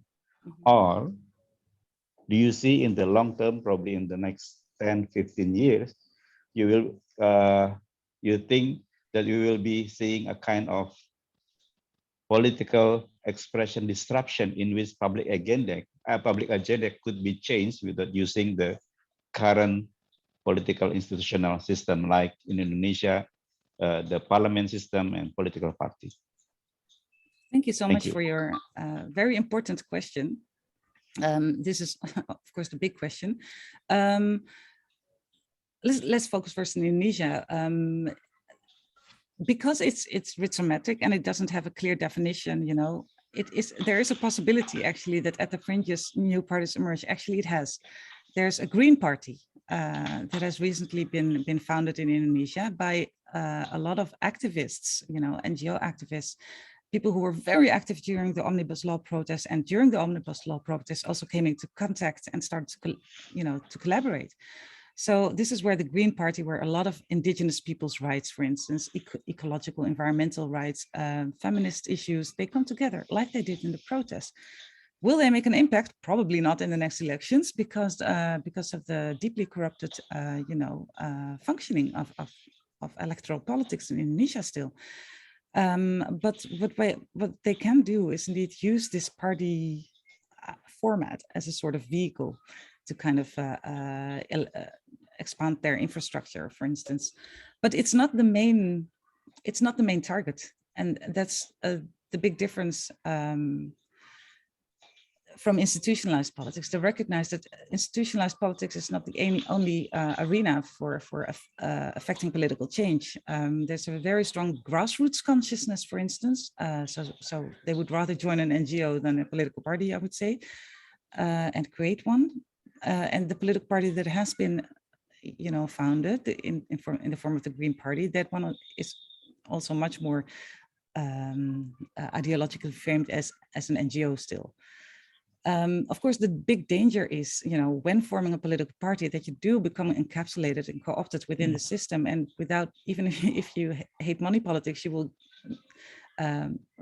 be affected by that anyway. It's like this saying that, you know, you can be a clean fish, but if you start swimming around in muddy waters for too long, then you become dirty. It's inevitable.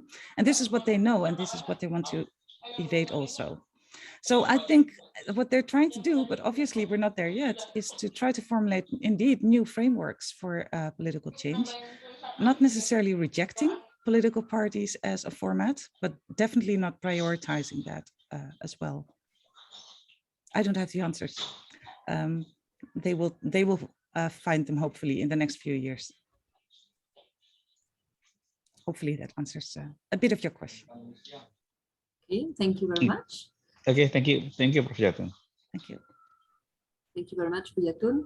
I think it's Salvatore's turn, and then Gabriel again. Okay, Salvatore. Yeah, hi. I'm sorry I cannot turn on my video, if I may.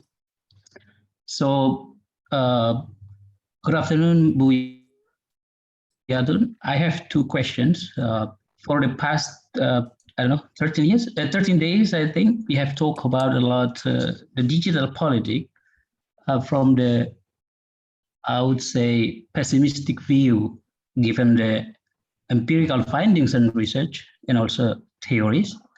But I'm working on a project about the digital politics in the context of negative campaigning without categorizing it in a negative way on the outset. So, but bringing it up based on empirical findings.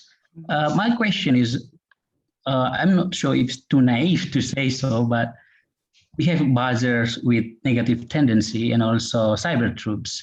But what do you see about the possibility, the presence or the existence of legitimate political movement inside the system, let's say like political parties, emerging political parties, fighting through their strategies and activities for, let's say, legitimate democratic values that might merit scientific research, right? So how do you see the scale or the scope of this other side of the movement that we have been talking about in this forum?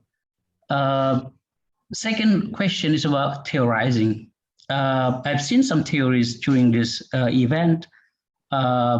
We used Western-centric theorization of the phenomena. But what do you see about which way do you think is more suitable in understanding Indonesian context of digital politics using Western theories or developing ground-based theory? I think we the other day referred to it a little bit, but hasn't developed rapidly yet, I think. What do you think about that theorization? I think that's all. Thank you. Thank you so much. These are such important points. I agree. And this is why I said, well, the Rhizome for now is just a metaphor for lack of current theorization from the ground. For that, though, and this is why I really hope the pandemic will end soon, you do need first very strong ethnographic research, right, among this particular movement in order to see, hey, what kind of ideas are, what kind of theories are actually emerging bottom up. I haven't been able to do that yet, but I'm very sure that there's a strong need and an awareness also among this generation that we can't depend on these, they don't even call it Western theories, just old people's theories, the two classics, and they borrow from that. But because the contemporary conditions are so different from the historical conditions in which these theories emerged, with the morphing of power structures, with oligarchies where business and political elites collude in a very different manner.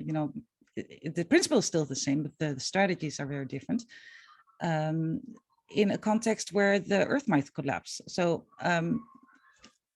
indeed, I do think that different theories are needed, and I trust that they will emerge also. I hope we as academics can collaborate in that process. Theorizing from the global south is something that we are taking up in my department also, not just from Asia, of course, but also from Africa, where they have the same question. Hey, why do we need to use these existing Western-centric theories that might not necessarily apply perfectly to the contemporary historical condition? So this is something that, yeah, we need to take up as next steps. So I agree with that. And I apologize, I forgot about your first question because I was so fascinated by your second. Yeah, so the first question was, how do you see the scope or scale of, I would say, legitimate in the system movement that also fight for democratic practices, democratic values? For example, with the emerging neo-political parties, with its supporters,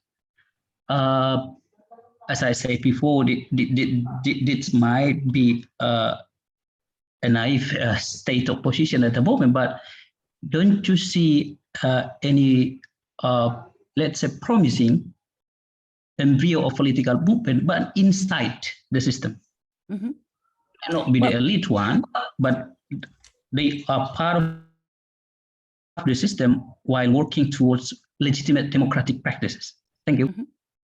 Yeah, I get the question now. Thank you so much. I'm just going to take the perspective from the people that I'm talking about first before going perhaps to what I think about it. Among youth activists, the opinions here are very divided, as they've been for a long time. Can you change the system from within, right? There's a lot of, again, to use a meme language, okay, boomer. This is what, what they use all the time. Okay, boomer, you had your turn, now move over. And this is where boomer, the old person, signifies the old system. So where they say, okay, this system is so corrupted, it's beyond repair. We should just build a new system bottom up. And this is a very serious consideration, and where they just simply ignore the existing political system. But on the other hand, because it's so non-exclusivist, this movement, they're also very tolerant to those with within the same movement that say, oh well, never mind, let's just even if it's just a joke, let's try to create this party, and obviously that indicates that there is still a belief in democracy as an institution. And the fact that in Indonesia, for instance, something real has been accomplished since 1998. Of course, it's all, we all now are very depressed but don't forget that, you know, even in the corrupted version, it's still a step beyond a real authoritarian regime. So that accomplishment is something that a lot of young people also don't want to betray. They just say, well, it's the ones who started it, the activists of 98 who are betraying it. We are going to menyempurnakan, make better. Yeah, make better and finish the job that they only started but never finished. So yes, the belief that their democratization is a real thing that just hasn't been fulfilled. And these two things, this is what I find so interesting about this youth sensibilities. They're not mutually exclusive. I mean, in the past you had a lot of, you know, if you had different ideological positions, then you would become enemies. And this is how a lot of social movements, youth-based social movements fell apart, started to fragment, splinter. We've seen that a lot with, for instance, PRD, Partai Rakyat Demokrasi, where a different ideological positions means, okay, we can't no longer, you know, join hands. It works differently with this generation. They you know, accept each other's differences, and I think that especially is very promising. So we can start like a Rhizome again. I mean, it's just a metaphor, but here is one route that becomes a political party. Here's one route that starts grassrootsing, and here's one route that just mobilizes in K-pop land. You know, and they're still connected. Yeah, I hope this answers some of your questions. Okay, thank you very much. I think the next question is from Gabriel again. Yeah, so sorry, I don't want to monopolize the floor with my questions, but I wanted to speak to talk in the continuity of Patomi's question about the institutional possibilities or ambitions of the movements, which I would relate also with the question of the figures of authority, which is quite important, I think, in any movement in Indonesia. We can see it with the different patrons who emerge from the youth movements. For example, during my fieldwork, I saw a lot of elders from HMI who then became political brokers, after that elected persons, and after that they began to accumulate and to combine different kind of political, economic resources. So my question is, I think that the movements you describe try to avoid the emergence of such kind of patrons, but still maybe they need, or they look for some figures of authority. Are there some figures, and who are they? Do you have any examples in mind? Can they emerge? Yes, they do emerge in a very natural manner. First of all, by gathering a lot of followers on social media, but also through their actions. I mean, I will name two names, and both of them would probably say, no, I'm not a leader, because, and this is also not how they position themselves, but they're inspiring figures, and thereby they become very influential figures. Dandi Laksono, who was one of the speakers here, right? I'm sorry I missed him. Roy Murtado, a young Islamic, cleric who actually is one of the few who says, no, I'm not anti-leftist just because I'm Islamic. No, I'm not anti-LGBT just because I'm Islamic. These people really embody the kind of inspirational sources for this young generation. And both of them are deeply political in different ways. Is that enough for a movement, or do they need also more institutionalized leader figures? We'll have to see, because within the current political landscape, I don't think there's any political figure that they look up to, including the so-called millennial party, PSI. They don't really take that they don't really identify with that.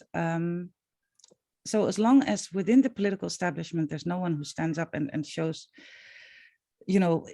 it's his or her capability capacity to inspire these youth in a manner even stronger than Dandi Laksono or Roy Murtado are doing, yeah, then why should they start following people in the establishment, right? They just don't see the reason. again, maybe from their also perspective. figures like President Joko Widodo also emerge as anti-system or outsiders from the system, and maybe people like him eroded the possibilities for the democratic movements to have some trust in an authoritative figure. No, and what happened with Joko Widodo, because he was the last figure who was trusted by a huge segment of this particular generation, and the kind of disappointment that, you know, very soon after 2014 happened, that's profound, and that's really consequential on a political level. In terms of the youth vote, well, I mean, they still continue to vote for the lesser of two evils during each elections, but in terms of trust in the current political establishment, not necessarily trust in democracy as such, but in how the current political establishment is corrupting democracy as an institution. That's really, really deep. I mean, everyone I've interviewed, all the youth in their 20s and early 30s, you know, Joko was the moment to switch. I mean, a lot of them actually never believed in him to start with, but those people who really put their faith, like, okay, we have a chance still, Indonesia still has a chance. When Joko turned out into just another one, you know, who was very quickly co-opted in the old establishment, there was a very strong sense of disillusionment. And this is some theorizing that a colleague of mine, Jared Zikon, has also done on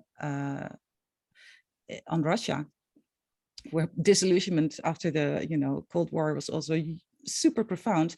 But what he found is that disillusionment among a particular, you know, segment of the population, it also became really empowering in the sense like, okay, we no longer have to look up to the government to see what they will do post Cold War.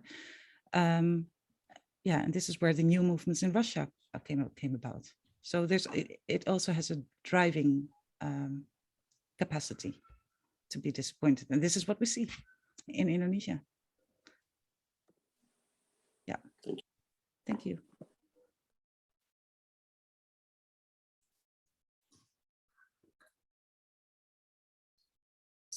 I'm sorry, my mic was still turned off. Okay. I was saying thank you. I'm reading that there is a question from Aisha. Aisha, do I have to read it, or would you like to ask your question directly? Or maybe Jingga is sleeping again this afternoon? Yes, Jingga is sleeping again. But you can ask directly. It's nice to hear your voice. Do you mind to read my question, Sarah? Okay, it's okay. Thank you. So, Buyatun, thank you for your comprehensive and insightful presentation. I learned a lot for sure. I have two questions about the contemporary student movements in Indonesia. Based on my limited observation, I found that it is interesting to see the emergence of student movements in several mass actions, for example, demonstrations on KPK and Omnibus Law. However, I do not think that this student movements is driven by a specific student organization. It seems that the student movements is not organized and appears randomly in different areas. With these characteristics, can we say that this contemporary student movement is a positive sign about the growing of youth political awareness that has a positive effect on our democracy, for example, as a sign of the strengthening of the civil society, etc.? Thank you, Mbak Aisha, for this fascinating question. And actually, I'm immediately now suddenly reminded of something. Just to connect also the two previous questions, you know, on changing the system from within or patronage, you know, the existing structures. This is where the contemporary student organizations can play a very interesting mediating role between, you know, existing structures and emerging structures, old politics to new politics. Because, well, many of these student organizations, Badan Eksekutif Mahasiswa, for instance, the elected student councils that each university has, you know, they're still dominated by Jaime, like Gabriel during your research. They're still dominated by, you know, very old established student organizations with very clear affiliations to political parties and political elites, where patronage is still strong. But even there, you know, they don't have the complete control over the student body. So they have to kind of reach out also and be driven by other groups. But it really depends, and this is something that I need to do follow-up research on. Probably, on the dynamic of each university, because I'm not sure how things are now at the Universitas Indonesia or in ITB or at UGM in Yogyakarta. What I found from very sketchy, during the pandemic kind of research, is that at UGM in Yogyakarta, the dynamics within the student body are very different from now at University of Indonesia in Jakarta. But, if, for instance, contamination works in two ways, right? A student activist who is institutionalized in the student body and has ties to political patrons, they can be contaminated, so to speak, by corrupt political practices. But at the same time, they become contaminated, infected by the new ideas emerging from their peers. So there might also be, and we will need to see about that, what happens in the following years, an influence from this peer movement on how HMI then takes the politics back to political parties. And I also don't want to generalize the political establishment. There are those among the political elite who know that they need to change, and that the corrupt system needs to change because it's not sustainable. They're shooting in their own foot. So if then from these existing student bodies, they can link up to those people who really do still believe that democracy needs to function better, also for their own interests. Yeah, that might be one way for change from within, also harking back to the other questions. Thank you. Thank you. Actually, there's a second question from Aisa, which is related to the phenomena previously mentioned. In Indonesia, we know that there are several student organizations, for example, PPI, IPNU, IPM, and so on. My question is how far these organizations have moved and been involved in the latest mass actions? Very much on an individual level. A lot of people who were, also members of NU affiliated kind of student groups were very deeply involved in the anti-Omnibus Law movement. Actually, even Nahdlatul Ulama and also Muhammadiyah as the big organizations, mother organizations, they were opposed to the Omnibus Law. So that kind of, enabled their youth organizations also to join in full spirit there. So they were very much involved. And yeah, like I said, ideas may feed back then also to these bigger organizations. NU and Muhammadiyah are also very much on transforming and getting in tune with current conditions and popular wishes, and the role of its youth members might become very important there, as long as the leadership is willing to listen to what their youth members have to say. That I don't know about, but I'm hopeful. I'm not sure if that answers your question, but yeah. And there is a third question, actually. Aisa is specifically interested in high school students. How do you think about their involvement in these actions? Well, they became an icon, right? As I showed in the last slide, this picture of a student who got caught in a clash with the police during the Reformasi di Korupsi movement in protest in September 2019. And this high school boy became an icon for the movement itself, just because it was a very, very pretty picture, but also because of the aftermath, because his picture was so much shared on social media, the police went after him, also on a symbolic level. Why he didn't do anything specific. And this boy was jailed, interrogated. There was a lot of civil society, action to get him out, and so it had a very long tail, which was important because if it's just about creating a riot on the streets for these high school kids, there's no further political awareness. But because these high school children were then also criminalized, the way their older brothers and sisters who were students were. if you're 14 and you're jailed for a political offense just by stating your,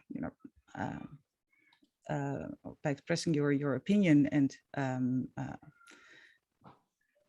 if you're then jailed not for the criminal offense of vandalism, but for this political offense, then it has a very politicizing effect on not just this particular individual, but because his story is shared widely through WhatsApp groups, on social media, through his peer group, his generational peers. So it became very, repression is always radicalizing, especially for the younger ones. And so it was a radicalizing moment for high school students in 2019, who now, or next year, might become university students and may start influencing student bodies there again. So it becomes an accelerating thing. Hope this answers your question, yes. Thank you, Wiyaton. I just have points I would like to bring. I have been asked to write down the names of the two influencers, of the two figures that are emerging, namely Dandit Wilaksono, and the second one, I'm not able to write it down. So can you please help me for our participants here? Mas Roy Murtado. Mas Roy Murtado, okay. I'm going to do it so that I found the correct. And they're not the only ones, of course. These are the first two who right? I think Mas Damar Juniorto will also become yes, probably part of inspiring source of inspiration for the young generation. That's right, and I agree with you about Damar. But I want to maybe Anton as well add, I always imagine that the leader for the future has to be has to make a cut to the past, because it has to be a woman. That's my view. That because if man is still stereotype or typical, the leader from the past, right? And why don't you mention any women's name? Thank you. Maybe you have, but you haven't mentioned it. Maybe. Well, one very charismatic, influential figure who plays a key role as a node in the network, not just in Indonesia, but in Southeast Asia, is Lini Zurlia. I admire her deeply. She is an open LGBTQ activist, a human rights defender, and very much in touch with, the two other persons that I mentioned as well. So these figures are very, they all function as nodes in the network. They're very closely interacting with each other, but they're not necessarily one group, one organization. But I agree, Vijay. Wonderful. Thank you for correcting me as a woman. No. I want to not correct. I just and this is also because of experiences of so many webinars as well. LPDGS have webinars sometimes 4-5 times a week. So every day we have webinars, and it's not always easy to have a woman speaker in the panel, right? We always try, but sometimes the woman was not able, or they already speak for other event at the same time. And there's always protests, even though just one panel without woman, then it can be a disaster. They don't know that we have webinar every day, and very often the preparation is just a few hours before the webinar. So I just want to, and I think I got embodied with the idea.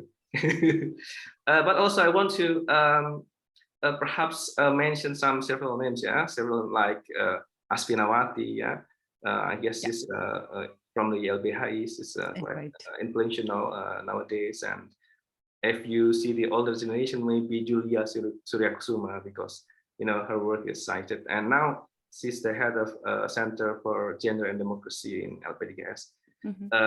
Gabrielle, I noticed that he raised hand. So come on, Mas Vijay. Can I briefly still respond, because I think you raised a very important point, and that needs to, I mentioned it only very briefly, and that is the influence of young women. All the young men that I interviewed, people in their 20s until early 30s. When I asked them about, okay, what are the main sources of inspiration and what are the most inspiring movements, they all mentioned feminism, ecofeminism, LGBT rights. So even among the men of this generation, this younger generation, there's a very strong awareness that it's crucial to approach the struggle from that perspective. Yeah, that's good. Now that I already speak, perhaps Gabriel will add some points to my points or my comments or my questions. It's very good that a lot of participants, provocated, by your speech, Yaton, and I think you bring a sense of optimism, because I think I'm one of those who give them pessimism the entire weeks, right? And you you give them optimism, and I'm really how is it? I really amazed, and admire your optimism, full of optimism in your speech about the ideal of the new generation, that's different from the past. My question would be, you study about the history of student movement of Indonesia. What makes you so optimistic? I mean, with the student generation, because compared to the past, we haven't made anything, right?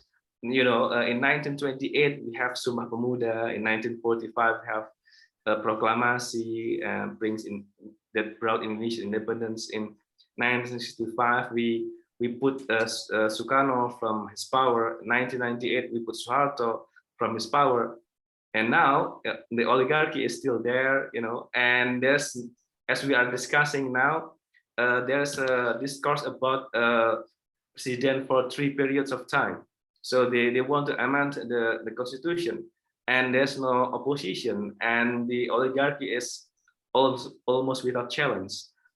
Just last week, I guess, in Yogyakarta, we talked about the fragmentation of the civil society. My point of asking this is, I want to believe it as well, right? That we have many reasons to be optimistic. That would be the aim of I'm questioning about what you found, what makes different. And the second one is, if we discussed about Ben Anderson, right?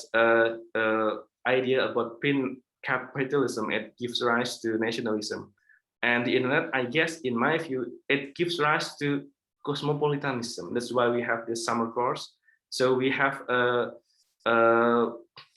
we learn it together, not just from people from Indonesia or one country, but from Philippines, from Malaysia, from the Netherlands, right? We are the citizen of the world, and it should become the character of the movement in this era, in my view. What do you think?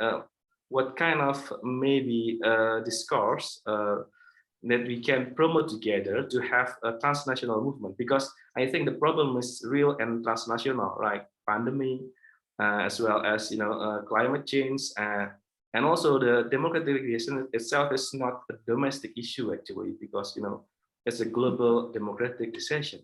Neither is the oligarchy. Yeah.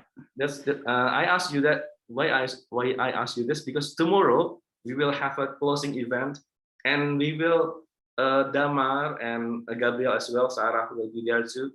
We will kind of formulate, the political manifesto for the future. Wow. in Southeast Asia. So that's quite ambitious, right? And that's why I ask you this, because you have so many optimism in you. I'm in a more pessimist side intellectually, but optimist as well, of course, in the heart, just like Gramsci, I think. Okay, let me respond, Vijay. Thank you so much for these provocative questions. Two things to start with. First of all, how do we identify accomplishment? That one thing before I move on to that point. The second point is, how do we well, I mean, you call it optimism. I'm just feeling very, very energized by studying them. That's different. I mean, if I see, and I studied the Myanmar protests, you know, when it was happening in the first months, I studied it on TikTok and on Twitter, and you don't become optimist when you see people getting shot and killed, right? So optimism might not be, it might be a false kind of opposition.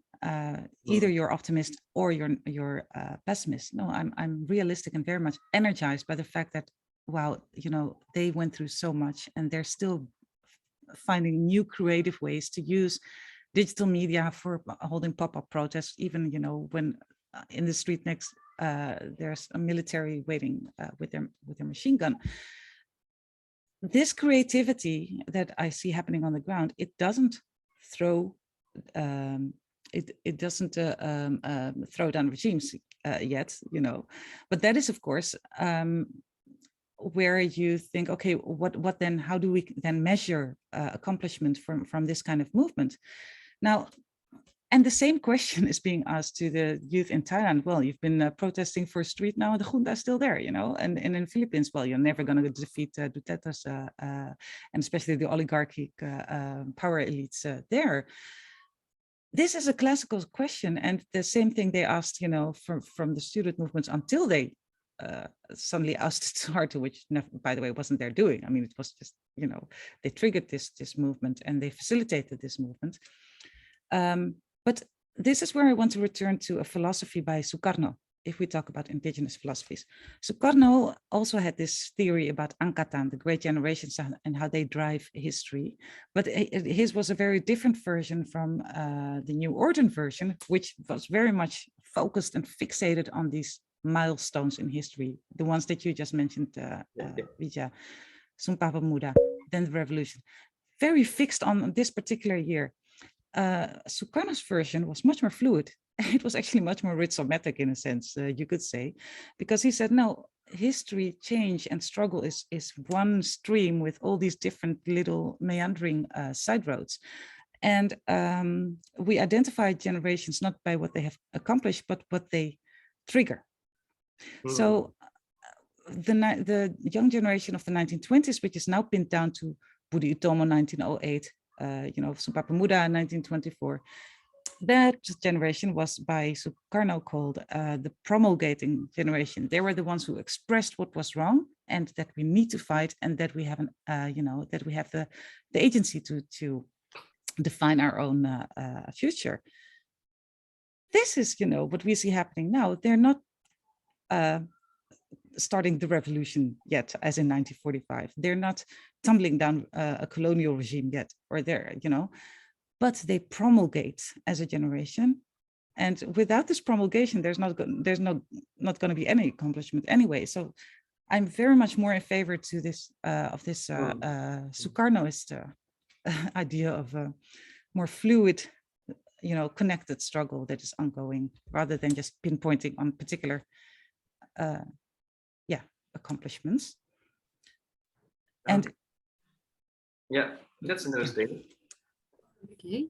And the second one is about what's your idea of kind of discourse that might can bring together the proponent of civil society in Southeast Asia, so we can move beyond border. That would be the question. Yeah. Cosmopolitanism for sure, and you know, this shared affinity, but I mean, also between struggles now going on in Colombia. Very interesting to see how on TikTok, for instance, you know, there's solidarity movements between Thailand and Colombia a few months ago. So cosmopolitanism is there, but the tricky thing is it also, and this is what my colleague at IC's Janjira Sumbat Punsiri has seen in Thailand and the Philippines. If you present yourself as a civil society organization, as a movement, as cosmopolitan, it is very easily branded as Western influenced by the regime, right? In order to discredit you, in order to legitimize you. And oh, see, you have, you know, connections with the French here. So you're just being co-opted by Europe. so you need to also think about how to counter that kind of delegitimizing narrative once you present yourself as something outside the nation, because then they will, you know, go with this whole patriotic cyber troop operations. So names are tricky as long as you're not prepared to think also about, okay, what are the consequences? Yeah. But I don't have a strategic answer to that yet. Sorry. Maybe. But I agree with you. Perhaps ethnographic research, deep hanging out to those regions, and comparative study will answer that question. And also, I guess it's good for you to have maybe energize, if you refuse to say optimism. However, the civil society like us, we have to always criticize ourselves, because if not, what we see every day is the democratic creation. So if we say, oh, we actually moving towards something, and we already fine, we say it, just go on like the business as usual, and we will not move anywhere, I'm afraid. So we have to, I guess, combine at the end, optimism and the pessimism at the same time. But okay, but thank you for your feedbacks. Gabriel has raised his hand, since centuries ago. I guess he wants to say something. Sarah just wrote me that it was a good idea for us to co-opt LPTIGA AS. Thank you for the idea. My question was that Buyatun mentioned that in the protest movements of the youth in Indonesia, we found young from Nahdlatul Ulama, for example, or for other organizations that are well established. My question was, does it appear in the media, in the mainstream media, I mean? And we know that mainstream media in Indonesia, as in many countries in the world, are owned by oligarchies sometimes close to the government or to the people in power. And are there alternative media to counter this possible disqualification of the movement? Not the disqualification, but the fact that the media, for example, in France, if they have to report some protest because they are too big to be avoided, they will say it is a self-organized movement, and they will disconnect this movement from other more structured and strong political parties or other youth organization. So it is what French media do, for example, with the Gilets jaunes. Gilets jaunes have no connection with the unions, they have no connection with political parties, it's only individuals with fantasies which gather together for false claims disconnected from our history and our current problems. So does it appear in Indonesia? I think so, because, for example, we see that many social protests are labeled anarchist movements, but I wanted to have your point about that. And if it is the case, do these youth movements have alternative media, and would you be able to mention some ones? Thank you so much. Thank you. Yes, and they do, and it's very important because these alternative media articles then get circulated through social media to wider audiences. Tirto, of course, is a very clear example that is getting mentioned a lot, but there's many more, these digital platforms, and also, mainstream media actors who are either kicked out of the mainstream because they're too critical, or leave the mainstream media disillusioned. They also start all kinds of new digital media outlets like Narasi TV by, now I'm getting blank. Nasashiba. Yeah, of course. So that one is very influential and very much well liked, but it's still very niche, of course. The potential in all these niche things is when, they too become connected. So when something that appears in Narasi TV is connected to something that is reported on and analyzed in Tirto, and then another digital platform like Remo TV, they comment on that, then it starts to become one ecology. So yes, there's a lot, and more and more they are becoming an alternative media ecology, but of course it doesn't reach the general public because it's very much because of this echo chamber effect on social media. It circulates within people who would already sympathize, but sometimes it leaks to the mainstream, and it leaks to other groups as well. So their role is very important. But we also see, for instance, in Thailand, where censorship is now, of course, massive, that they start having alternative discussions via Clubhouse as an alternative medium to have interactive discussions. So they continue to find new outlets. Yeah, I hope that kind of answers your question. But I mean, Rija mentioned Prince capitalism, according to Benedict Anderson, as a precondition for the rise of the imagined community that is the nation. Something similar here, indeed. Digital media that kind of facilitates, a platform for the formation of new ideas of cosmopolitanism and yeah, a non-exclusivist struggle against a non-exclusivist power. Okay. Well, thank you very much, Buyatun. I think we have to close the session now because it's already 4:30. I just wanted to add some points about cosmopolitanism. I remember reading a long time ago when I was still studying at the university, someone called Jonathan Friedman, who wrote that cosmopolitanism is indeed about having ideas and conceptions that are broad and universal, but that action is actually very much embedded in locality, so that this universalism is not free from locality externally. So we can have many rhizomes, we can have many connections, but still the action remains quite located. So I don't know if it's really relevant right now, but I think it's quite interesting to see how the different levels can interact. Another thing that you were reminding me is the talk that was given by Jeffrey Winters last week, already 2 weeks ago, maybe, yeah?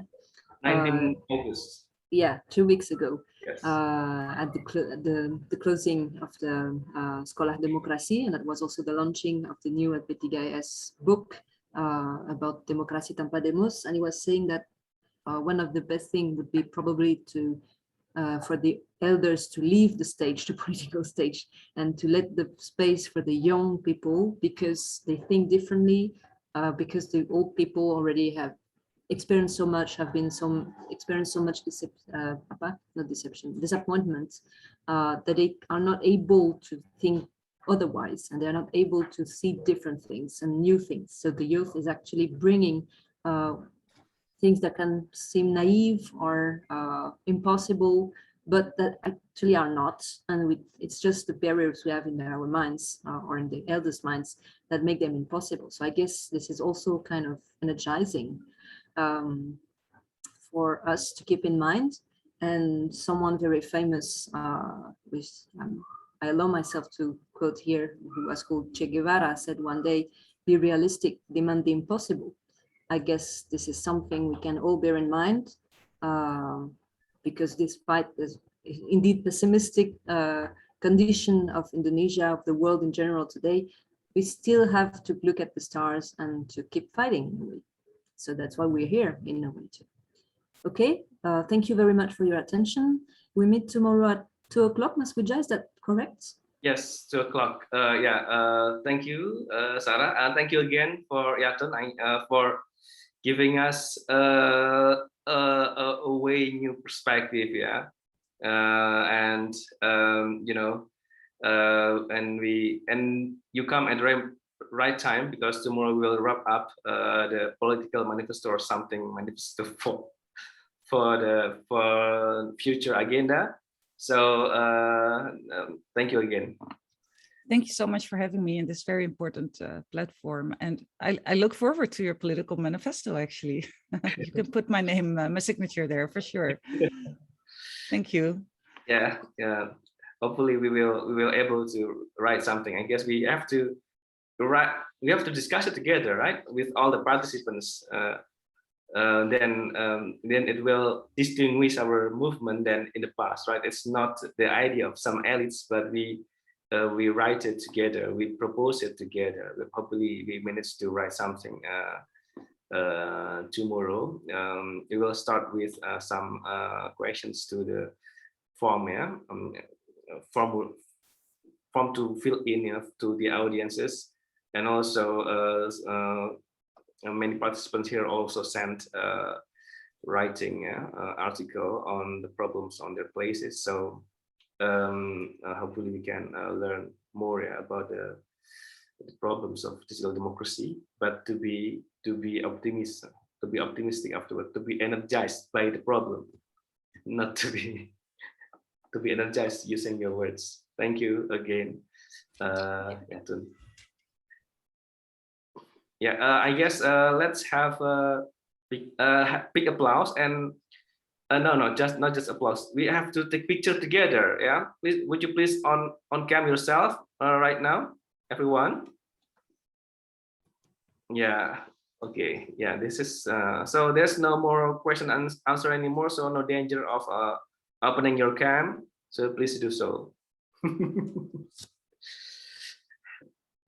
Thank you. Pak Gulam, will you do it for us? Yes, I did. Okay, but you have to announce, Pak Gulam, so we are smiling when Yes. you're doing it. Smile. 1, 2, 3. Smile. Okay, another chapter. Okay, 1, 2, 3. Awesome, thank you. Thank you, thank you. Good luck, everyone, with your respective struggles. Thank you. And we will meet again. Yes. Has she been listening? That's the new generation, Rija. It's still very early now. Okay. This Hello. is according to what? Namanya Astrid. Yeah, I know who you are. Tahu, Astrid.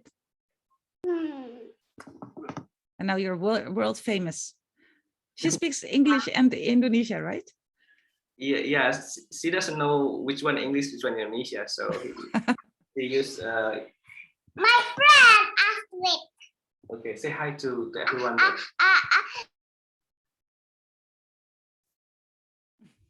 Kalau Astrid.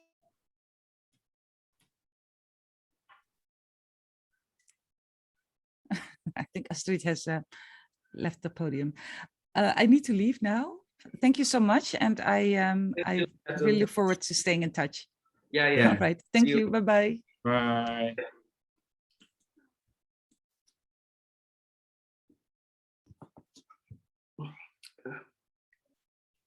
Your next event will be at 5, right? Right, Mas Gabriel?